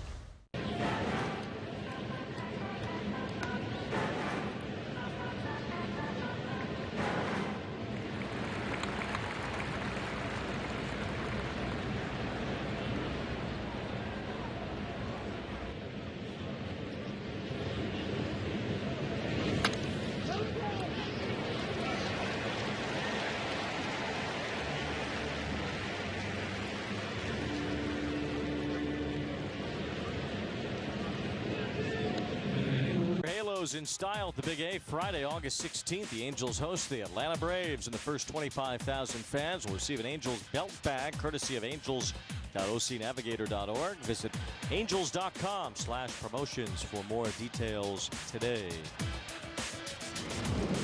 Angels have an 8-6 lead, and we'll see Jose Quijada for the 3rd time after coming back from his Tommy John surgery. Still running that fastball up there, 94, 96. He's been throwing his slide a little more. Good changeup also. The scoreless inning on Friday and made his return to the big leagues on Wednesday in Seattle. So Quijada will have a 2-run lead to protect. Got the spicy peppers on the video board for the man they call Spicy. Spicy. Jose Quijada facing Tyler Nevin here in the top of the 6th inning. Nevin, then Schumann and Butler, and there's one up and into Nevin.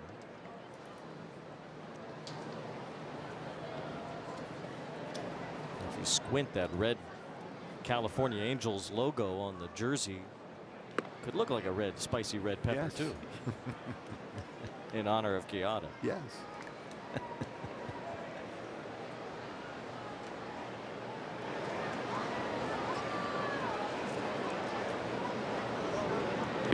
Swing and a miss by Nevin. 2 balls, 1 strike. A long way to go today. A lot of scoring in this one. Some of these Sunday afternoon games here end up with big crooked numbers. Ball carries a bit more. What's that ride he has? Back-to-back 92-mile-an-hour fastballs on the outside corner. Earlier, Nevin doubled to right center field. He's pulled off on those last 2.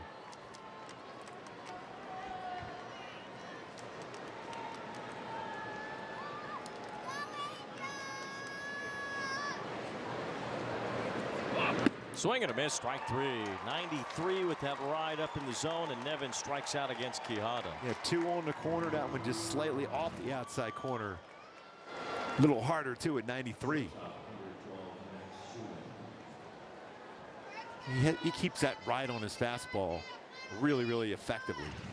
Stays true out of his hand and stays that same plane all the way through the plate.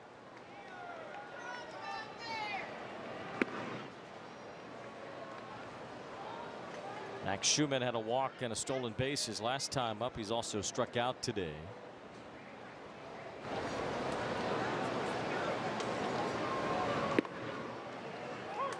There's a strike on Schumann. The Angels are in a situation today where they need to close after Carlos Estevez was traded. The answer today will likely be Luis Garcia. By Tuesday night, he might not be available for that either. At least for today, that would likely be the plan for the 9th inning. Another fastball, all fastballs so far. Quijada. 2 balls, 2 strikes on Schumann.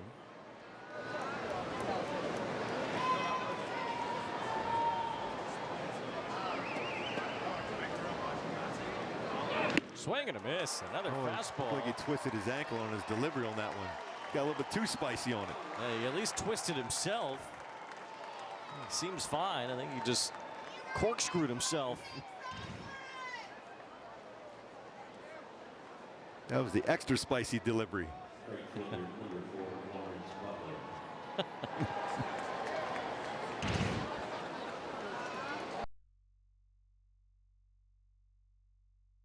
He loves to compete. He loves the game of baseball, and he's so back out. 96. Seems like those first few pitches come in 91, 92, and then by the end of the inning, he's throwing 97. Yeah. He's loose.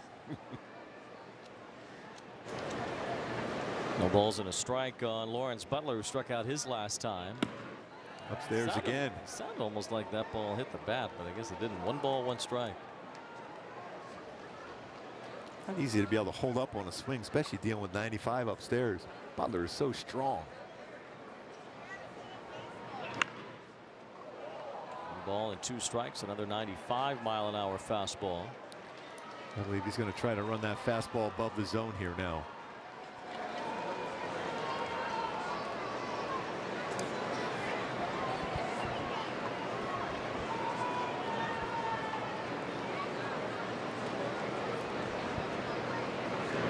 Swing and a miss. Jose Quijada spices up the top of the 6th. He strikes out the side. So that's how they're so productive. They use Fiverr. Look how quickly they find freelancers. So simple. Yeah, but why are they working in the dark? Grow your business easily with freelancers. Fiverr. How many pairs of Tecovas boots is too many pairs? Not sure. How much fun is too much fun? Find your next pair or 2 at Tecovas.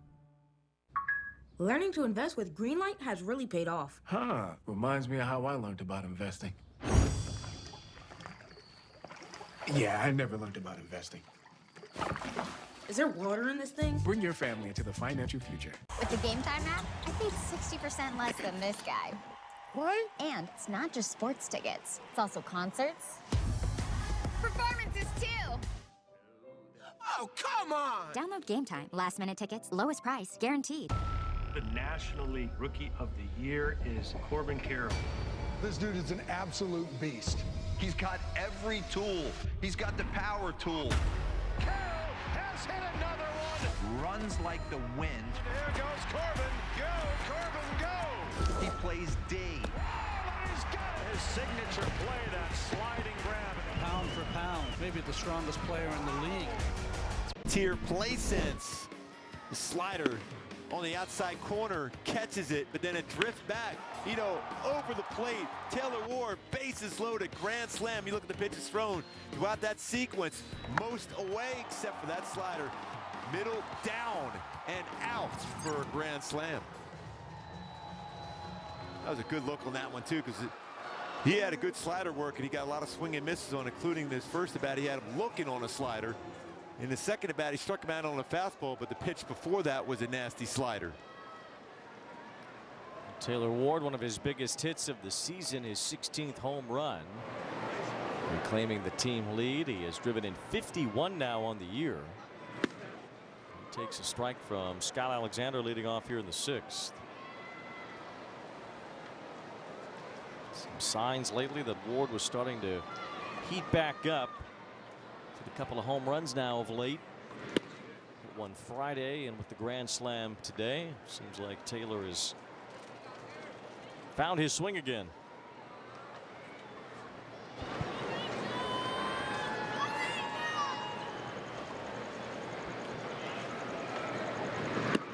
All 2 from Alexander.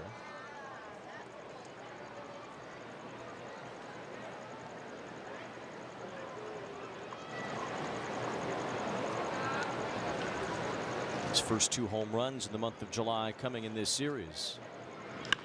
Line drive to right field and a base hit. That's it, you know, for me, Wayne, I like that swing even better. Obviously, the grand slam provides 4 runs, but he stayed on that one exceptionally well and lines at the right field. That's a good swing.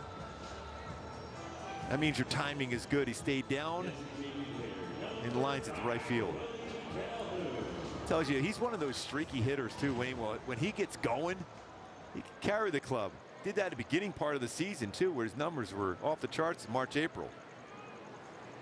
And last year the same thing. Willie Calhoun looks at a strike from Alexander, so Taylor Ward with 2 more hits today, including that grand slam. Mentioned the possibility of Luis Garcia closing today. Well, that comes even more highlighted by the fact that Ben Joyce is warming up in the bullpen right now, getting ready for the 7th inning. Well, it's a high leverage spot too, where you have this 2, 3, and 4 coming up for Oakland. You can hear that all the way up here in the booth.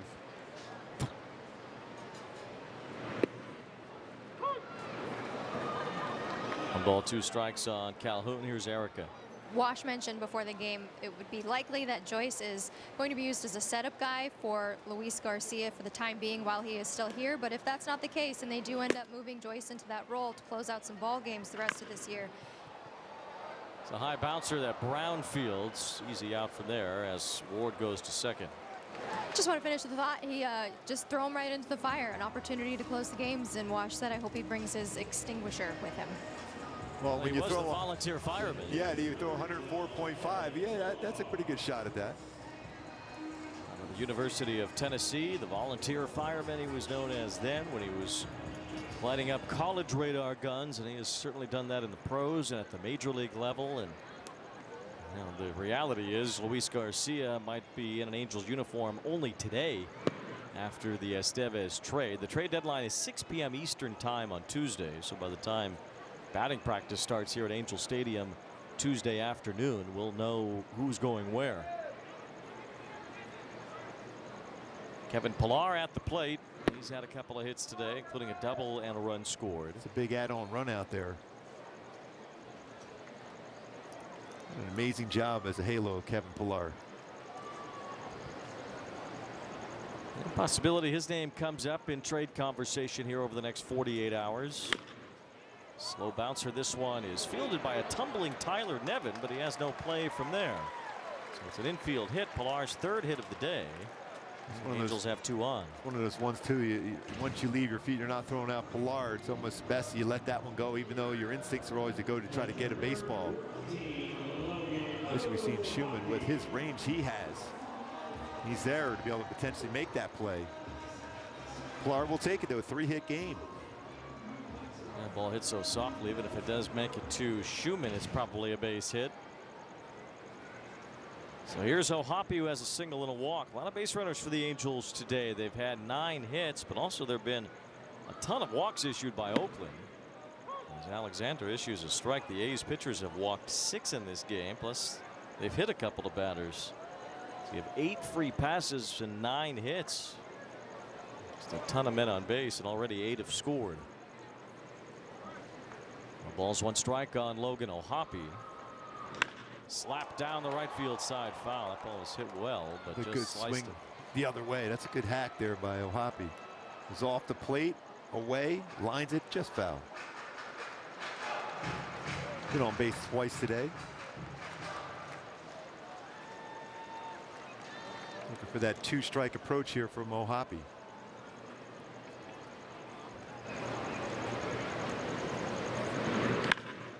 Thanks this one foul to the other side. Ooh. Hopefully everybody's okay over there. As that young lady got hit on the arm, but she seems fine. See too many foul balls striking fans these days with the nets down the lines, and that one was hit so sharply. It had some life to it. Ball 1. Well, it just illustrates the point Ron Washington was making after the game yesterday about the offense taking their base hits. The Angels are 22-8 this year when they've had at least 3 hits with men in scoring position in a game. 22-8, just 3 hits with runners in scoring position. And today they are 3 for 9. And they've scored 8 runs. That strike 3 called. O'Hoppe didn't like it. Here's the second out. Look, it might have got the upper part of the strike zone. It was a sinker that stayed upstairs. Ugh. You know, O'Hoppe's going to be saying, okay, I want that pitch when I'm behind the plate. If you're winning 75% of the time when you get 3 hits with runners in scoring position, that's really a point that needs to be driven more and more to these players, that, you know, getting these hits in these spots is what extends innings, scores runs, and wins games ultimately. As Drury grounds out, he's 0 for 4, and that takes us to the 7th. Let's talk about sex. As you get a little older, things tend to work a little differently. I felt shame, embarrassment, guilt. Like something had been knocked out from underneath me. What HIMS does is says, hey, look, don't worry about it. We got this part covered. 100% online. The whole process was very discreet. It made me feel like I'm a rock star. This product has changed my life. When it kicked in, I said, yeah, I'm back. I remember this feeling. Get started today at 4hims.com. This will be the last moment you ever think of soda as being a dirty word. Soda! Because this is Poppy, and Poppy is soda. It tastes like soda, even better than others. It looks like soda, smells like soda, and fizzes like soda. Because it is soda. It will be the soda your kids and grandkids think of when they think of soda. And that's because this soda has none of the bad stuff. Instead, it has all of the flavor. The future of soda is now, and it's called Poppy. When it comes to tickets, pick TickPick. You're picking the best prices guaranteed, with no hidden fees ever. Pick from thousands of live events. No hidden fees, more savings. Download the TickPick app. Join the million-plus fans who have made game days more entertaining by playing along on Underdog. Basketball fans from all over the United States have won over $1 billion. Underdog Fantasy, calling all dogs. I feel like they lose track of at least $500 a month. Maybe that's because you still use spreadsheets. Haven't you heard of Rocket Money? No, but you're probably going to cut me off and tell me about it. It's an app that automatically tracks your spending in real time, lowers your bills, and finds and cancels sneaky subscriptions. Sign me up. Stay on track with your finances and download Rocket Money today. All the big hits, all the great. Well, it's always great to have Jose Quijada back on that mound for the Halos. Right in that 4-seam fastball upstairs for the punch out. 3 of them. Spicy reaction. Right in that high fastball. Our StatCast 3D powered by Google Cloud will show exactly where these fastballs were thrown. Upper part of the strike zone and one well above the strike zone. Faced 3 batters, punched out 3 with his 4-seam fastball. He stayed with that 4-seam fastball every pitch. Well, it seemed to work for him. He struck out everybody he faced, and now Ben Joyce has entered the pitch here in the 7th. Middle of Oakland's order to up, Andujar, Bleday, and Rooker against Joyce. And the first pitch picked out of the dirt by Nolan Shonowell as Emmanuel Andujar rounds out 1 away here in the 7th. It's a tough play too for Shonowell because that was hit hard. And against Joyce, you're going to get a lot of first pitch swings because he's going to be in the lower part of the strike zone most times. So you're up there hacking. You don't want to deal with a 104.5 mile an hour 4-seamer or a slider. J.J. Bleday bats now, walked and scored. He fouls one behind home plate. Brent Rooker's behind him. And just trying to salvage one of these games against the A's. Oakland has come in and won the first 3. Last time these two teams will play each other this year. The last time they'll ever play each other with the word Oakland scribbled across the front of the A's road jersey.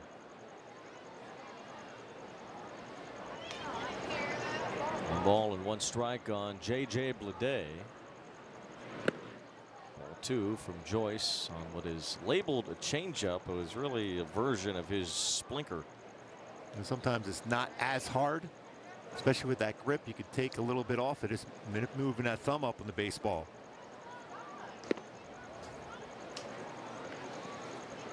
And this is the guy you want to get. Remember that yesterday too, with where they worked a walk before Rooker came to the plate. You want to go right after him here now. It's 3 balls and a strike. There's a foul on the big fastball at 102. Just trust your defense here if you're Ben Joyce.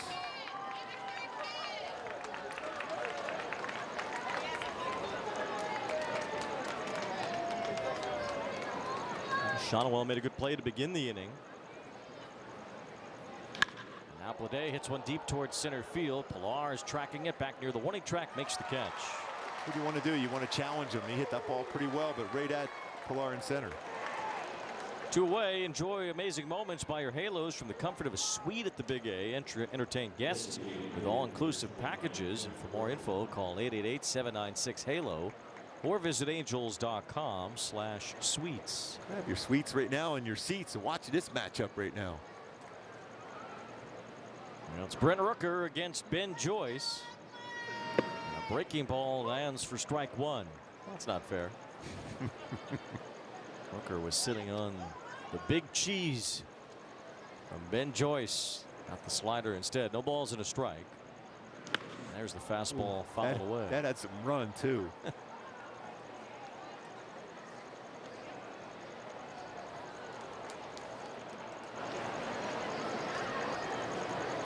I want to try that slider right here. Into the 103. Overthrew it. 1 ball, 2 strikes on Rooker. Joyce with 10 pitches here so far to get 2 outs and 2 strikes on Rooker. I was going to say that baseball almost stayed in play. Came back from the backstop. I always like to do that. Just pretend to throw it in there and keep it. It's a movement. Swing and a miss, strike 3. There's some movement from Joyce. High fastball, and he strikes out Rooker. A 1-2-3-7. All rise. Here comes the judge. Judge is in a league of his own. Aaron Judge is a special talent, man. I look at him like the best hitter in this generation. And that one is gone. See ya. You come up here and you want to make a great impression. Hit every single at bat, really help the team. Amazing performance by Judge. He is everything that is good about the game of baseball. The power of baseball goes beyond the field. It starts with kindness, reaching out a helping hand. Even the smallest gestures mean the world to a lot of people.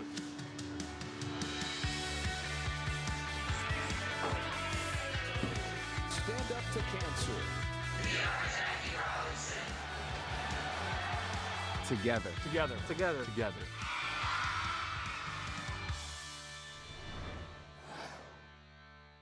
I've given up on trying to get rid of batting average. There's no beating it. Brian Kenny's always thinking about baseball, and he's fired up for 2024. These are the standards by which major leaguers are measured. Watch the show for the thinking fan, MLB Now, on MLB Network.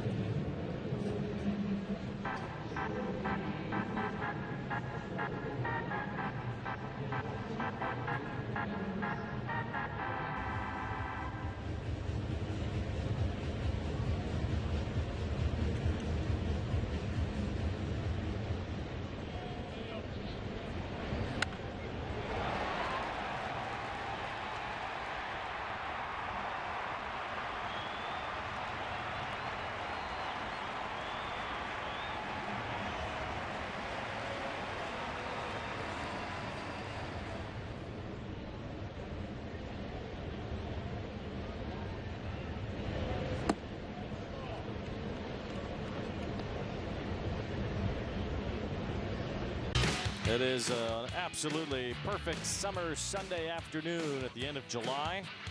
The Angels have an 8-6 lead against the A's here at Angel Stadium today, trying to at least win one of these 4 games against Oakland before the Colorado Rockies come to town on Tuesday night, which will be after the trade deadline. We'll see if the Angels make any more moves after dealing Carlos Estevez yesterday to the Phillies. Kyle Muller is the new pitcher for Oakland. He's working out of the bullpen now. Remember, we saw Muller last year when he was the A's opening day starter. Yes. 17th game.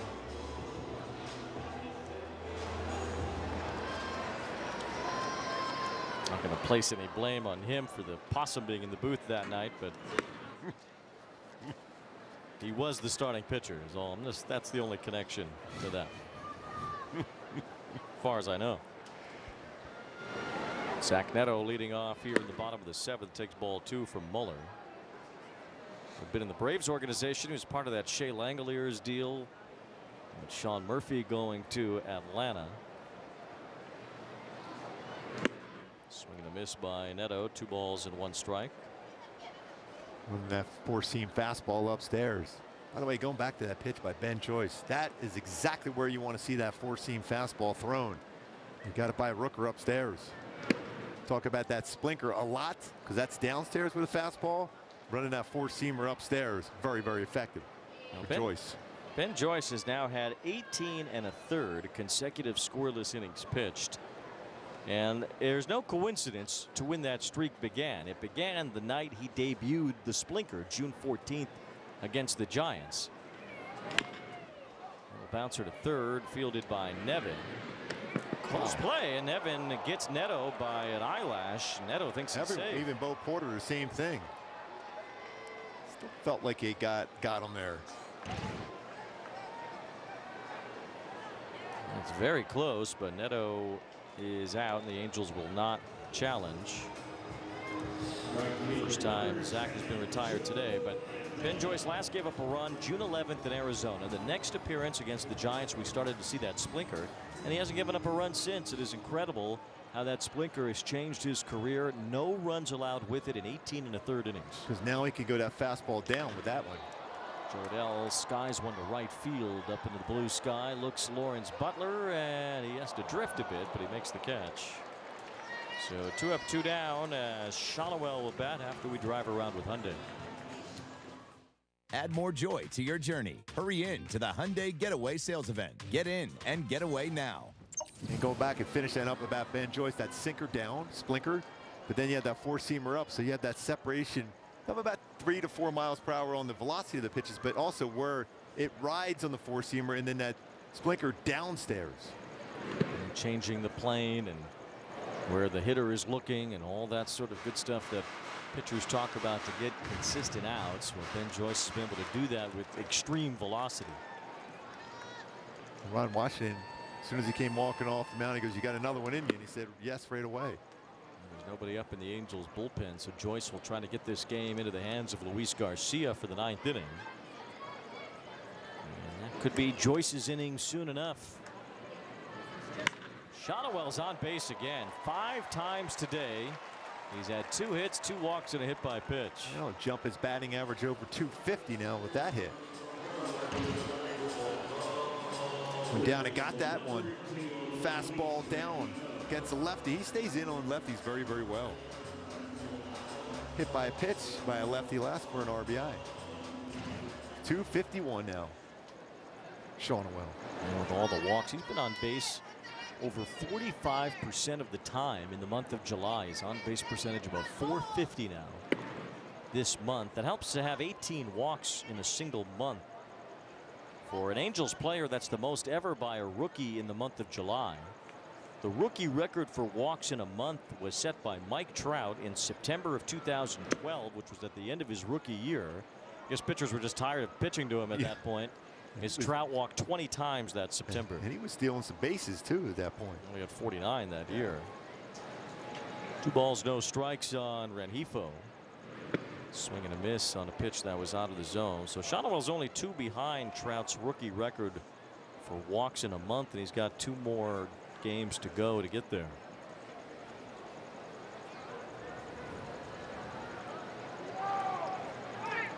A little stuck there, but he was able to scamper back. He looked like he was going to go on first movement there. He's got 4 stolen bases.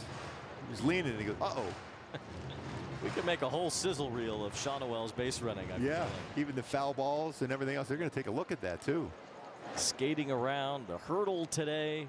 There's an adventure that awaits every time Shawnuel's on base. Oakland is challenging the safe call at first base. Let's take a better look at this to see if they have a case. They feel they do. He was definitely leaning and going. See how quick that tag is. He goes to that back part of the base. I think he's out. If he touches that jersey around that 8 on the number, he's got him.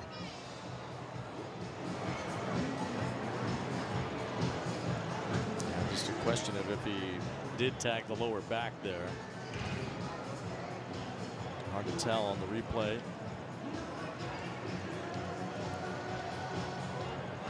Last time an Angels rookie got on base 5 times in the same game was Shohei Ohtani in 2018. It's always a good one to be able to be compared to. Mentioned it earlier, tying a Shohei record today with 6 straight games of reaching base with a walk and also scoring a run in the same After game. review, the call on the field stands. The runner is safe. Oakland will lose their challenge. Even so quick diving back, he doesn't get tagged. Good footwork. Outstanding. Yes. I think that they couldn't tell if he was tagged or not. Those moves he has, I'm telling you. Well, he's Dancing with the Stars is going to be calling. can't touch him. 2 balls and a strike on Shawnuel. Sometimes the legs and the arms will wiggle about. It's like one of those things in the parking lots at, you know, car dealerships. Just making sure he doesn't get hit with a ball or tagged by a glove. And now he'll go to second base as Luis Renifo draws a walk. Boy, another walk for the Halos. Quite a few of them here today. It's the 7th issued by Oakland's pitching staff. Home run and a grand slam, I should say, and a single. Last 2 at bats for Ward. Another chance to add on that RBI total.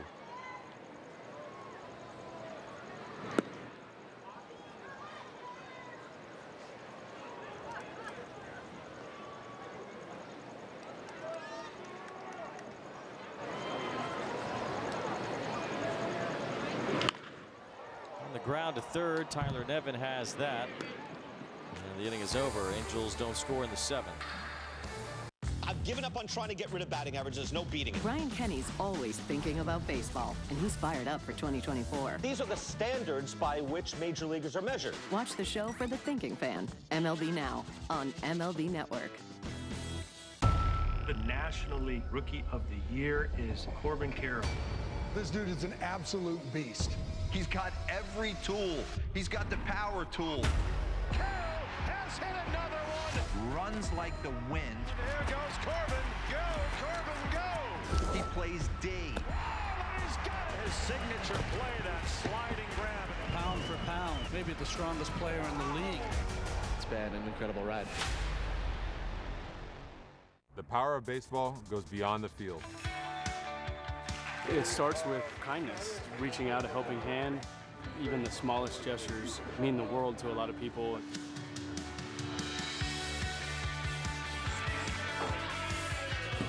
Stand up to cancer. Together. Together. Together. Together.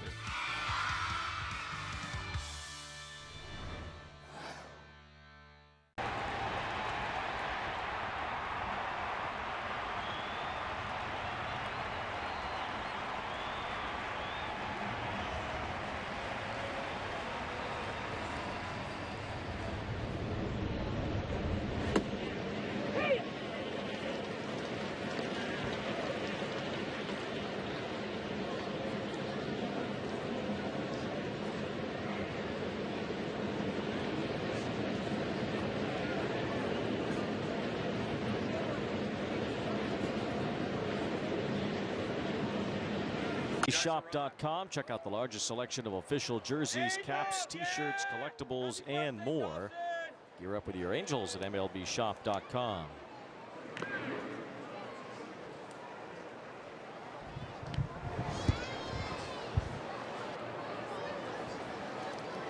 Seth Brown facing Ben Joyce here in the 8th inning. Joyce worked a perfect 7th, struck out Brent Rooker to end the inning. Now an 18 1/3 consecutive scoreless innings pitched since debuting that splinker. Running around that one at 101. I've seen him go multiple innings a couple of times this year. Trying to get through this 8th inning with Luis Garcia donned as the closer today.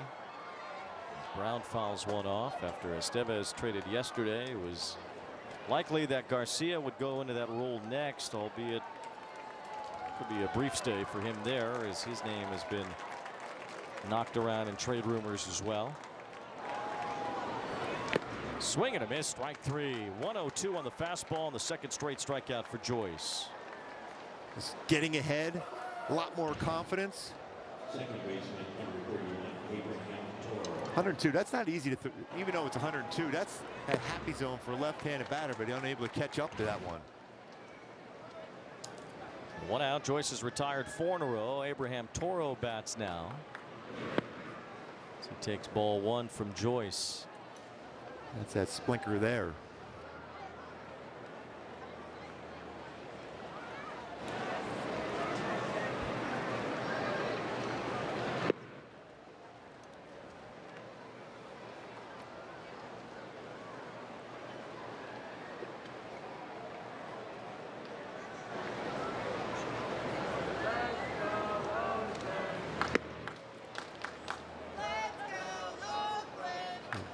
Three in a row, well out of the strike zone, all in the sinker.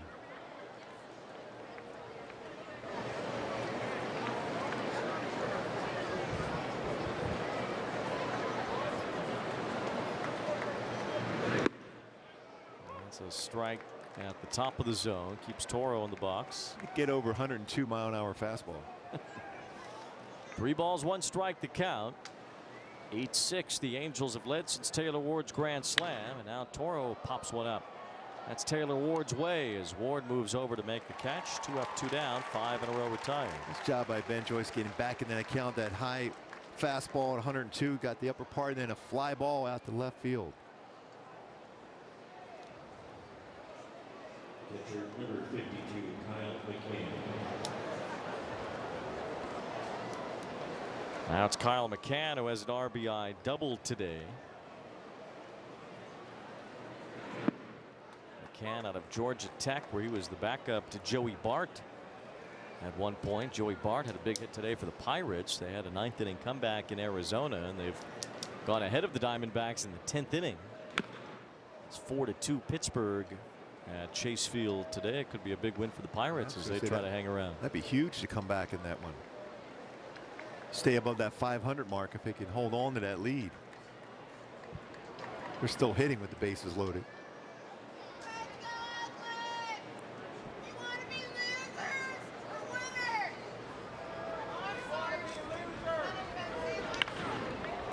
Cam fouls this one away. No balls and 2 strikes.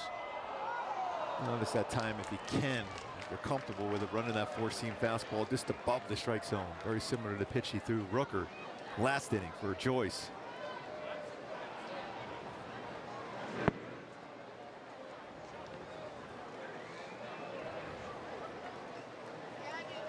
It almost does feel like it's a changeup. Again, you can, that same grip as you have with that splinker, you can just move the thumb up. Swing and a miss, strike 3. 103 ran away, and Ben Joyce posts back-to-back perfect innings.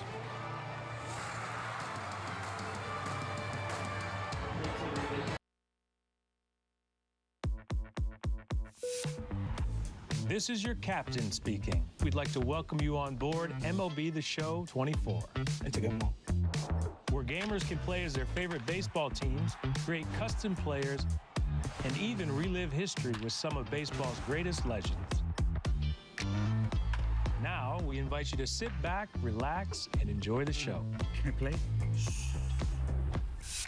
rated E for everyone. All rise. Here comes the judge.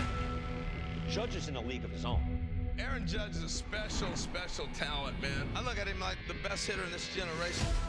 And that one is gone! See ya! You come up here and you want to make a great impression. Hit every single at-bat, really help the team. Amazing performance by Judge. He is everything that is good about the game of baseball. Want to elevate game night? Turn on MLB Big Inning, a revolutionary way to see the biggest moments from every game, live and commercial-free. Find it on the MLB.tv home screen. MLB Big Inning, every game night on MLB.tv.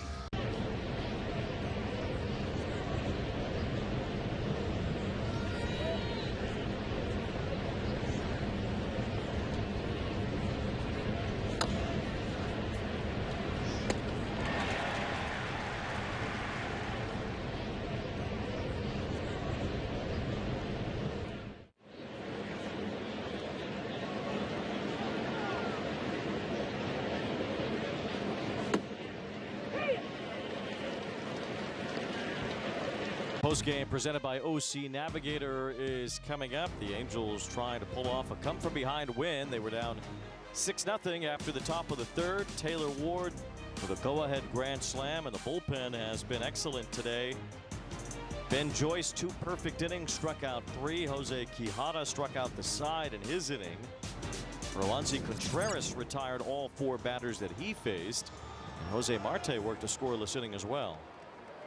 That's how you're able to come back, putting up some zeros out of the bullpen. The A's have not had a base runner since the 4th inning when Roansy Contreras entered the game and struck out Brent Rooker as Calhoun flies out. Since that point, the Angel relievers have been perfect. They have retired 13 in a row. When you go back in this game, really the big at bat really was Willie Calhoun's base hit. 2-out hit, drove in 2, set up that chance for Taylor Ward to hit a go-ahead grand slam.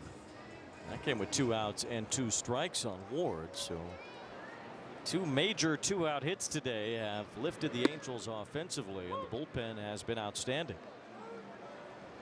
Angels trying to keep the A's from winning this last game of the season against one another, and the last time these 2 teams will play, with the Oakland A's being in town as Pilar hits a fly ball to left field. 2 up, 2 down as Pilar flies out to Andujar. The next time these 2 teams will play, the A's will have their home games in Sacramento. Luis Garcia is on the bullpen mound. He will get a save opportunity, it looks like, in the 9th inning. They're going to have a lot of fan support up there. The Sacramento Kings packed that house, the arena there. Angels' first trip to Sacramento will be in May of next year, May 19th.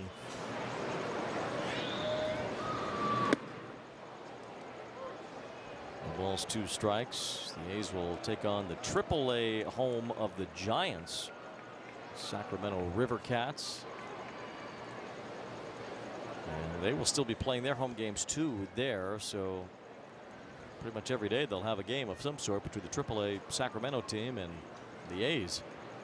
Groundskeepers are getting their work in.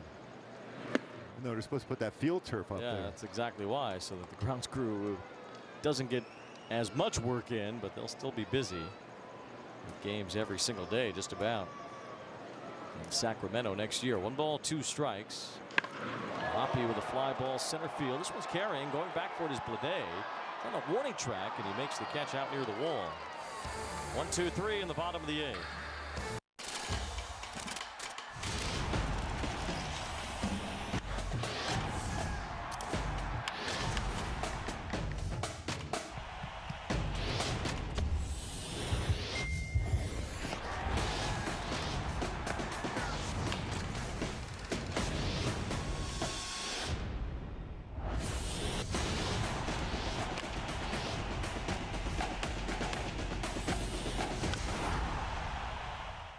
With the 25th selection, the Los Angeles Angels select Michael Trout. The New York Yankees select Aaron Judge. Anthony Volpe. The Baltimore Orioles select Manny Machado. Grayson Rodriguez. Adley Rutschman. Jackson Holiday. The Nationals select Bryce Harper. Steven Strasburg. Dylan Carlos Correa. Alex Bregman. Corey Seager. Walker Will Smith. Chris Kyle. Kirby. I've given up on trying to get rid of batting average. There's no beating it. Brian Kenny's always thinking about baseball, and he's fired up for 2024. These are the standards by which major leaguers are measured. Watch the show for the thinking fan, MLB Now, on MLB Network.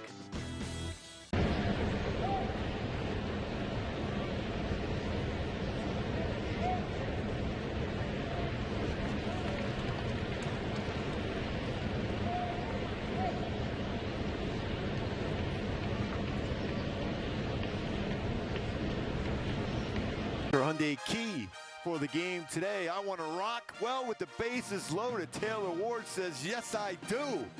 Grand salami time. Rocking and rolling around the bases. I want to rock, and he did so. But the Halos up at that point, 7-6. Halos lead 8-6 here in the 9th inning with Luis Garcia in there to try to close it out. His 45th game already this season. Solid ERA 3.80. Now Luis Garcia will get a save opportunity for the Angels after the trade of Carlos Estevez. Garcia had largely been the 8th inning setup man, which is a role that for now belongs to Ben Joyce. Garcia's name has popped up quite a bit in trade rumors as well, and this could be his only save opportunity after the Estevez trade. As the Angels will not take the field again after this game until the trade deadline is over on Tuesday night. The Angels are off tomorrow. They'll play the Rockies in that game Tuesday, with Griffin Canning starting against Cal Quantrill. Here's Tyler Nevin leading off the 9th against Garcia. Here's ball 1. Job though by Contreras, Quijada, and Joyce to set up Garcia. Going to keep combined 4 1/3 with 7 strikeouts. It's been 13 in a row retired. Nevin fouls one, and Schumann was lucky to not get hit in the on-deck circle. And for as much as we talked about Estevez being at the top of his game for about a 2-month stretch, really so is Garcia. These two have been a nice 1-2 punch. Go back to June 15th. Garcia's only allowed 2 runs in his last 14 2/3 innings. His power sinker has been great, and it's able to set up his splitter. And he's also had a good slider.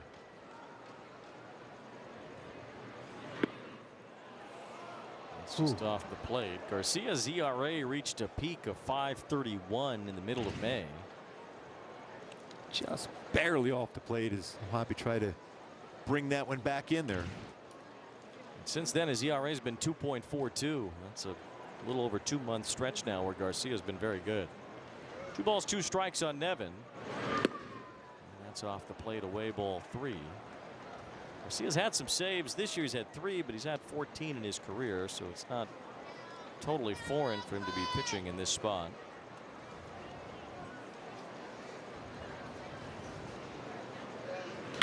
It's a ground ball to the second baseman. Brandon Drury handles that. There's 1 out here in the 9th inning. Oh, he's getting that big first out. That's the thing that really turned around Carlos Estevez this season, when he started getting that first out. And you're seeing the same thing with Garcia. It's all with Ben Joyce, Quijada. That's so important in that role, and that's that conversation Esty would have with all his bullpen mates, how important it is that first batter.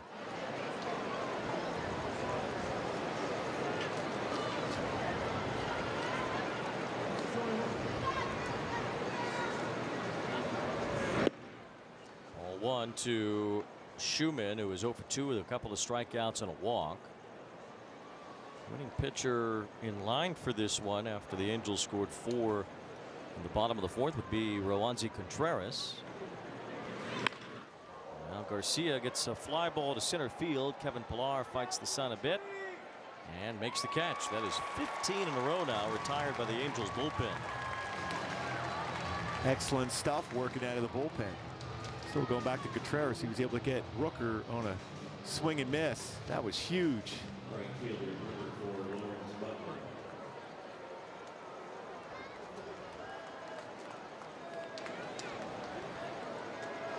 Pick up as potentially his first win as a Halo. Butler is 1 for 4 with a single and a run scored. It's it right at Luis Rengifo, who's in on the grass at third. Say goodnight to the A's as the Angels roar back in this one. They were down 6-0 early. Taylor Ward hit a grand slam to put them on top. And the Angels bullpen was incredibly good, retiring the last 16 in a row to end it, as the Angels salvaged the last game of this series, winning 8-6. When they pulled in Oakland, the Angels did. After giving up a big 6 spot, come right back and take the lead, and then the bullpen was excellent today. You don't make a comeback unless your bullpen was great, and they were tonight, or today. Our Toyota player of the game, Taylor Ward, as he hit a big blow in this one, down by 3 with a grand slam in the 4th. Yeah, he got that slider, brought it in the zone, and was able to attack it in a 4-run blast after 3 walks. All 3 casually walked home on the grand slam. And a rare, timely grand slam, the first in an Angels home game in 19 years, where the team was down by 3 and they hit a grand slam to take the lead. Vladimir Guerrero was the last one to pull it off here at Angel Stadium. Taylor Ward does it today, and he's standing by with Erica Weston. Taylor, what a comeback win for this team, but you had the moment of the game with the grand slam. Bido got you in your first 2 ABs against him this afternoon. Why was the 3rd time around different? You know, I think just the first 2 times he made good pitches on me, and you know, I just think my 3rd at bat is more in the middle of the zone, so I took advantage of it. Wash has been talking about the offense. You guys not trying to play hero. You were certainly the hero in this one. I'm sure you weren't thinking about hitting a grand slam, so what was going through your mind stepping to the plate? You know, really just get a good pitch to hit. Yeah, I mean, trying to hit a low line drive the other way, that's long-term success. So really sticking to the opposite field approach, and when he hangs a slider, maybe catch it a little more out in front. So that's what I did there. What'd you make of the team's ability to come back, the offense to be able to come back and get the win tonight after a early deficit? Yeah, you know, we're never out of it, especially with this offense. You just never know. So yeah, you just got to stick with us. You got to give credit to the bullpen too, giving you guys an opportunity to come back. Yeah, that's right. They did their thing today. It was fun to play behind. So take the off day and then regroup. Thanks for the time. Nice job. Absolutely. Thank you. All right, guys.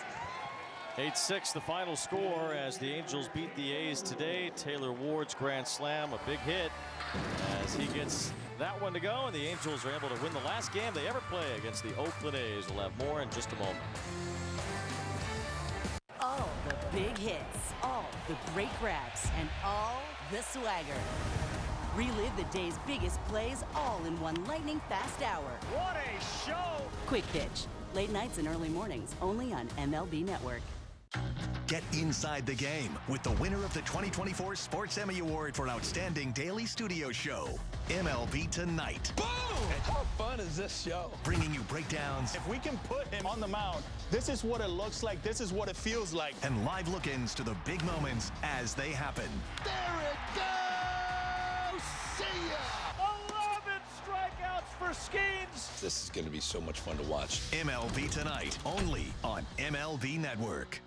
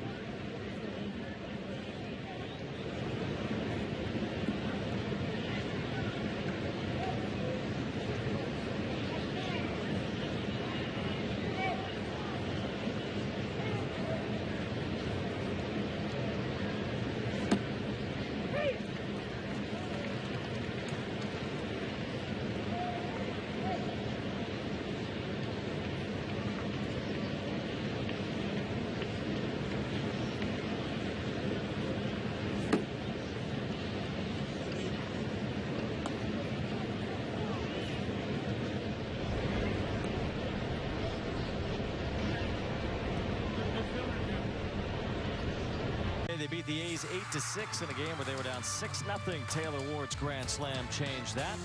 The Angels will take a day off. They'll be back Tuesday to take on the Rockies. Angels Live presented by Nissan will start at 6. Stay tuned. Angels Live postgame is next, presented by the OC Healthcare Agency with Kent French, Tim Salmon, and Erica Weston. For Gooby and Erica, I'm Wayne Randazzo saying good night from Angel Stadium. Intentional Talk, where baseball players reveal their biggest secrets. I played trombone. I guess that could be a secret. You got to go long though, Kevin. It's the long one. Oh, that's right.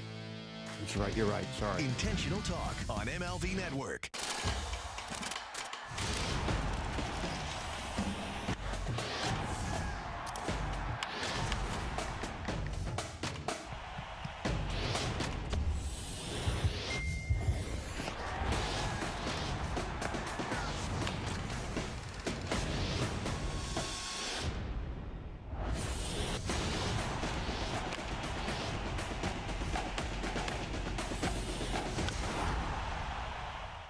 With the 25th selection, the Los Angeles Angels select Michael Trout. The New York Yankees select Aaron Judge. Anthony Volpe. The Baltimore Orioles select Manny Machado. Grayson Rodriguez. Adley Rutschman. Jackson Holiday. The Nationals select Bryce Harper. Steven Strasburg. Dylan Carlos Correa. Alex Bregman. Corey Seager. Walker Will Smith. Chris Kyle. Kirby.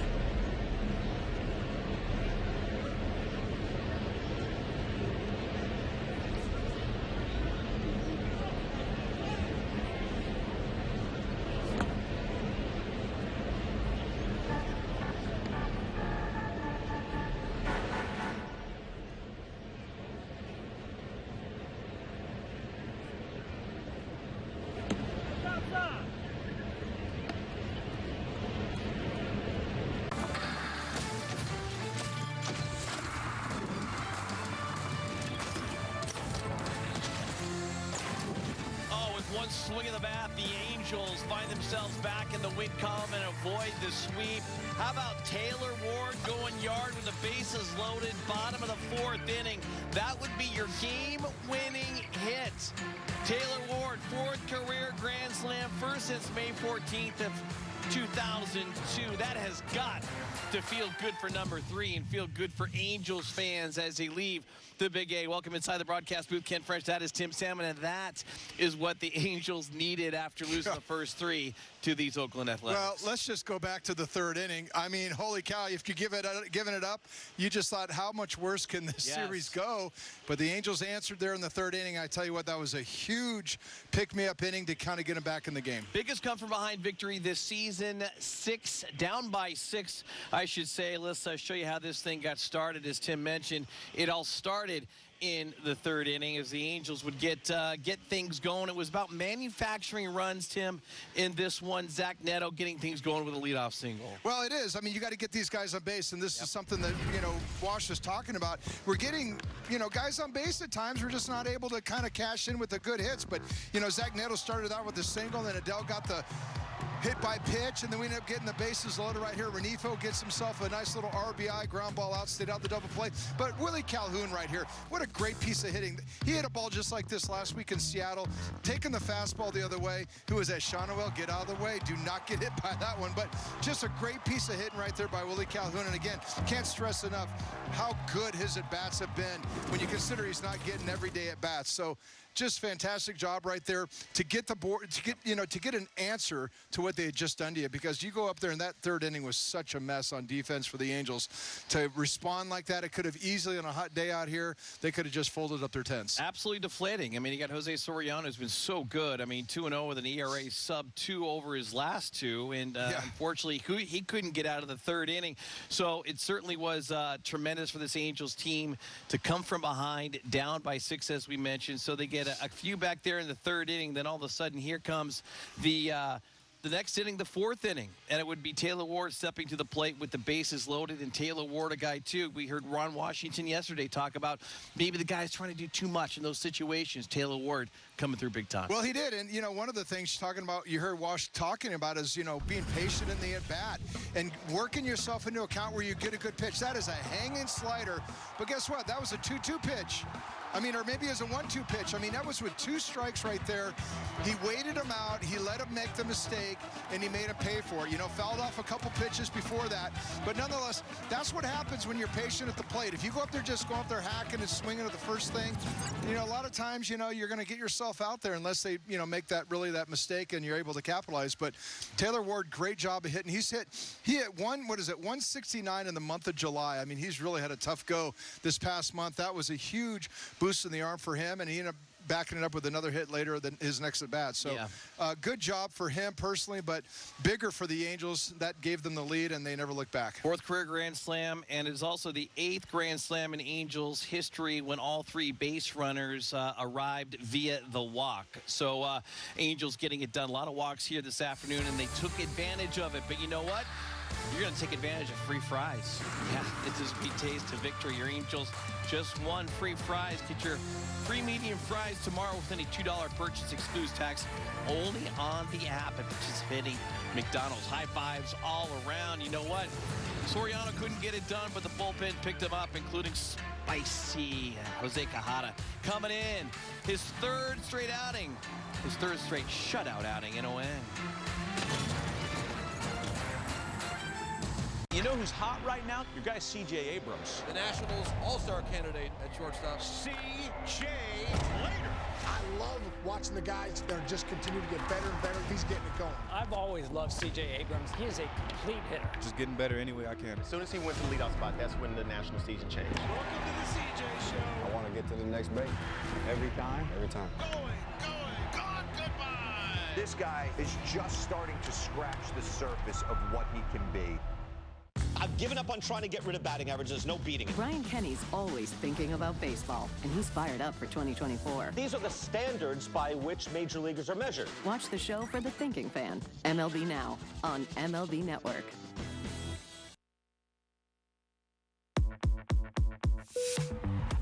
This is your captain speaking. We'd like to welcome you on board MLB The Show 24. It's a good one. Where gamers can play as their favorite baseball teams, create custom players, and even relive history with some of baseball's greatest legends. Now, we invite you to sit back, relax, and enjoy the show. Can I play? Rated E for everyone.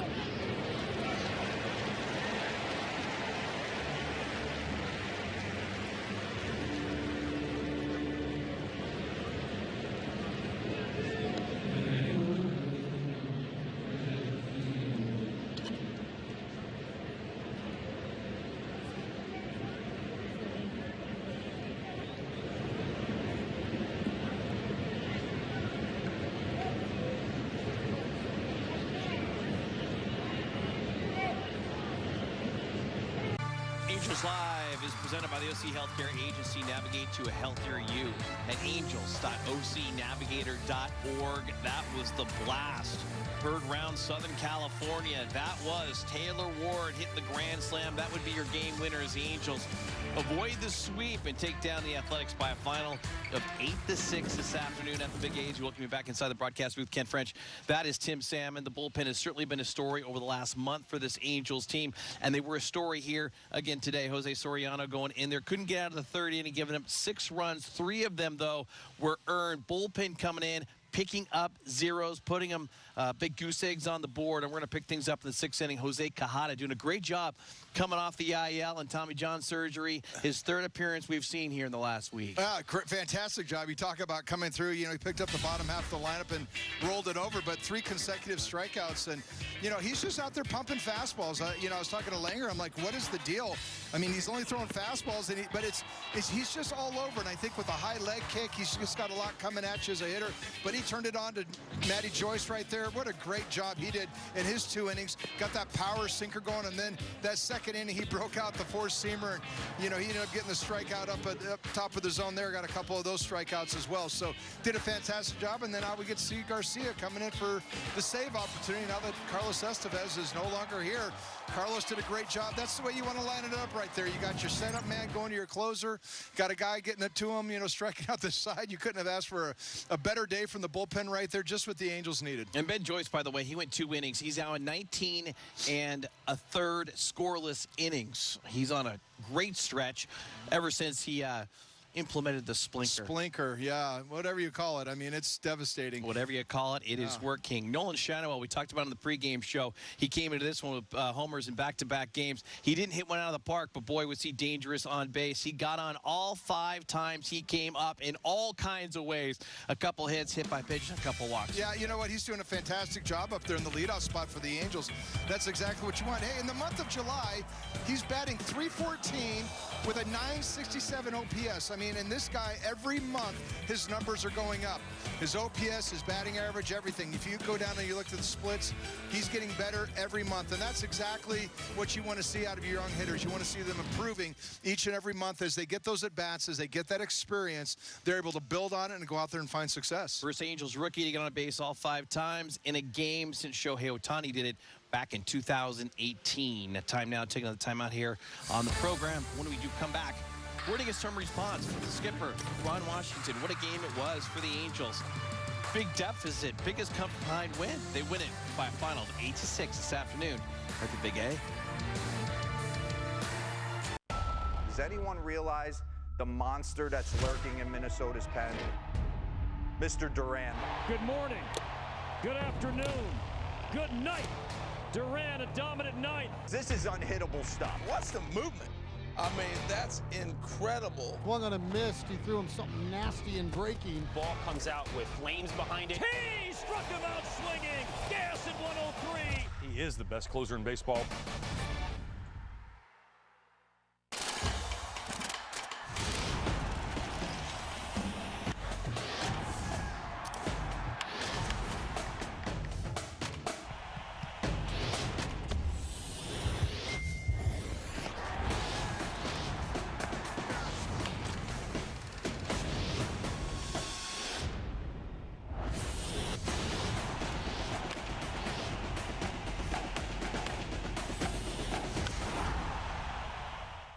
Given up on trying to get rid of batting average. There's no beating it. Brian Kenny's always thinking about baseball, and he's fired up for 2024. These are the standards by which major leaguers are measured. Watch the show for the thinking fan, MLB Now, on MLB Network.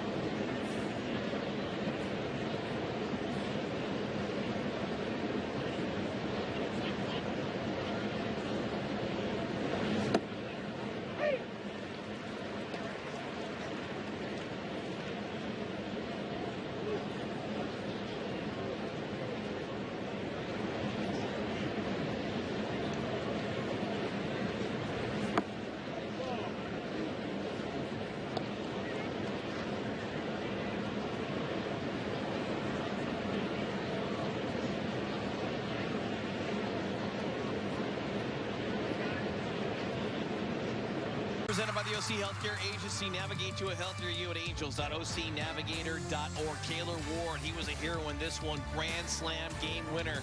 Angels win it by a final of 8-6 and avoid the 4-game sweep. Here's Ron Washington talking about the big come-from-behind win. Showed courage. You know, it looked like everything was dismal compared to the first 3 games. But they was willing to take on the challenge, and they did. And they came back and won it. Can't say enough about what the bullpen did. You know, Soriano was out of that inning. I mean, routine ground ball. He just didn't make the play. And then he couldn't shut the inning down. So we had to go to the bullpen. They came in and did a tremendous job. And those guys kept fighting and kept trying to scratch runs, and we did. Big swing for Taylor Ward, too. I know we talked about this in Seattle, looking like he's getting back to the guy you know he's capable of being as far as starting the runs. Huge swing. I mean, you sit there and you hope that that happens. And today he made it happen and got us back in the game, gave us the lead, and we was able to just continue to shut it down. That's what it took. It took the swing he gave us for us to have the opportunity today to win it. Yeah, what have you thought of Ward's at-bats recently last week or so? No, they've been quality. As I said earlier, when you guys ask me, you go through that. You're getting 600 at-bats, you go through those periods. But each time he walks up there, we know something big can happen. And today he delivered.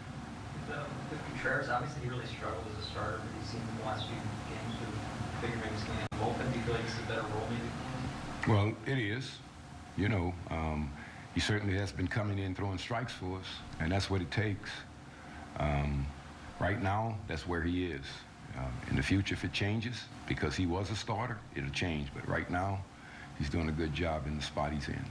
What have you thought of Joyce's ability to go multiple like that? Well, when they first brought him up, they said he could go multiple. And where we were in that lineup, we certainly needed him to get through it, and he did. We had it lined up where we would go Krause, Joyce, and Garcia, but when we got to that part of the lineup, we had to try to do something to nullify it, and we did. What does it say about the confidence that Ron has in the young Ben Joyce to go 2 innings in that lineup? Yeah, well, it's huge. I mean, he's showing that he can do that, and that's huge. You know, the bullpen has been such a strong point to this team right now over the last month or so. And you take out your closer, and they still come through with what they did here today. Great job. But, you know, I go back to Soriano. I mean, not all's lost there. I mean, I thought Soriano was throwing the ball well. You know, got a couple of hits that 1 inning, and he's right. I mean, you know, a little tough luck, couple tough luck plays right there, and you know, otherwise you could have been out of that unscathed. And you know, it's tough. I mean, you're like, okay, a couple plays, misplays behind you, but that's a lot of extra throwing. That's a lot of extra pitches on a hot day, and you know, maybe just got the most from that inning. He had 60 some odd pitches when they pulled him at that point, so that was definitely a rough inning for him. But I wouldn't, you know, we were talking about what a great start he had his last start. I thought he was looking good this start too. It's just that 1 inning got the best of him, and the defense didn't play behind him. 62 pitches, 36 in that 3rd inning, so certainly it did tack on. Let's hear from Jose right now in the clubhouse with Erica. Good couple first innings, ran into some trouble in the 3rd. What was so difficult trying to get out of that inning? Buenos primeros innings, tuvimos dificultad en el tercer inning. ¿Qué fue lo que te puso con dificultad en ese inning?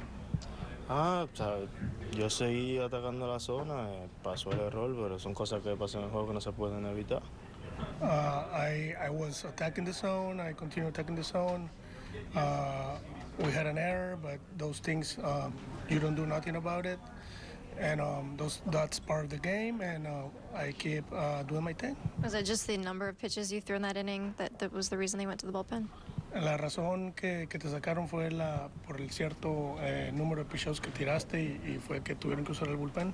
Me imagino que sí, me imagino porque hice muchos picheos en ese inning y imagino que me sacaron para poderme conservar el brazo.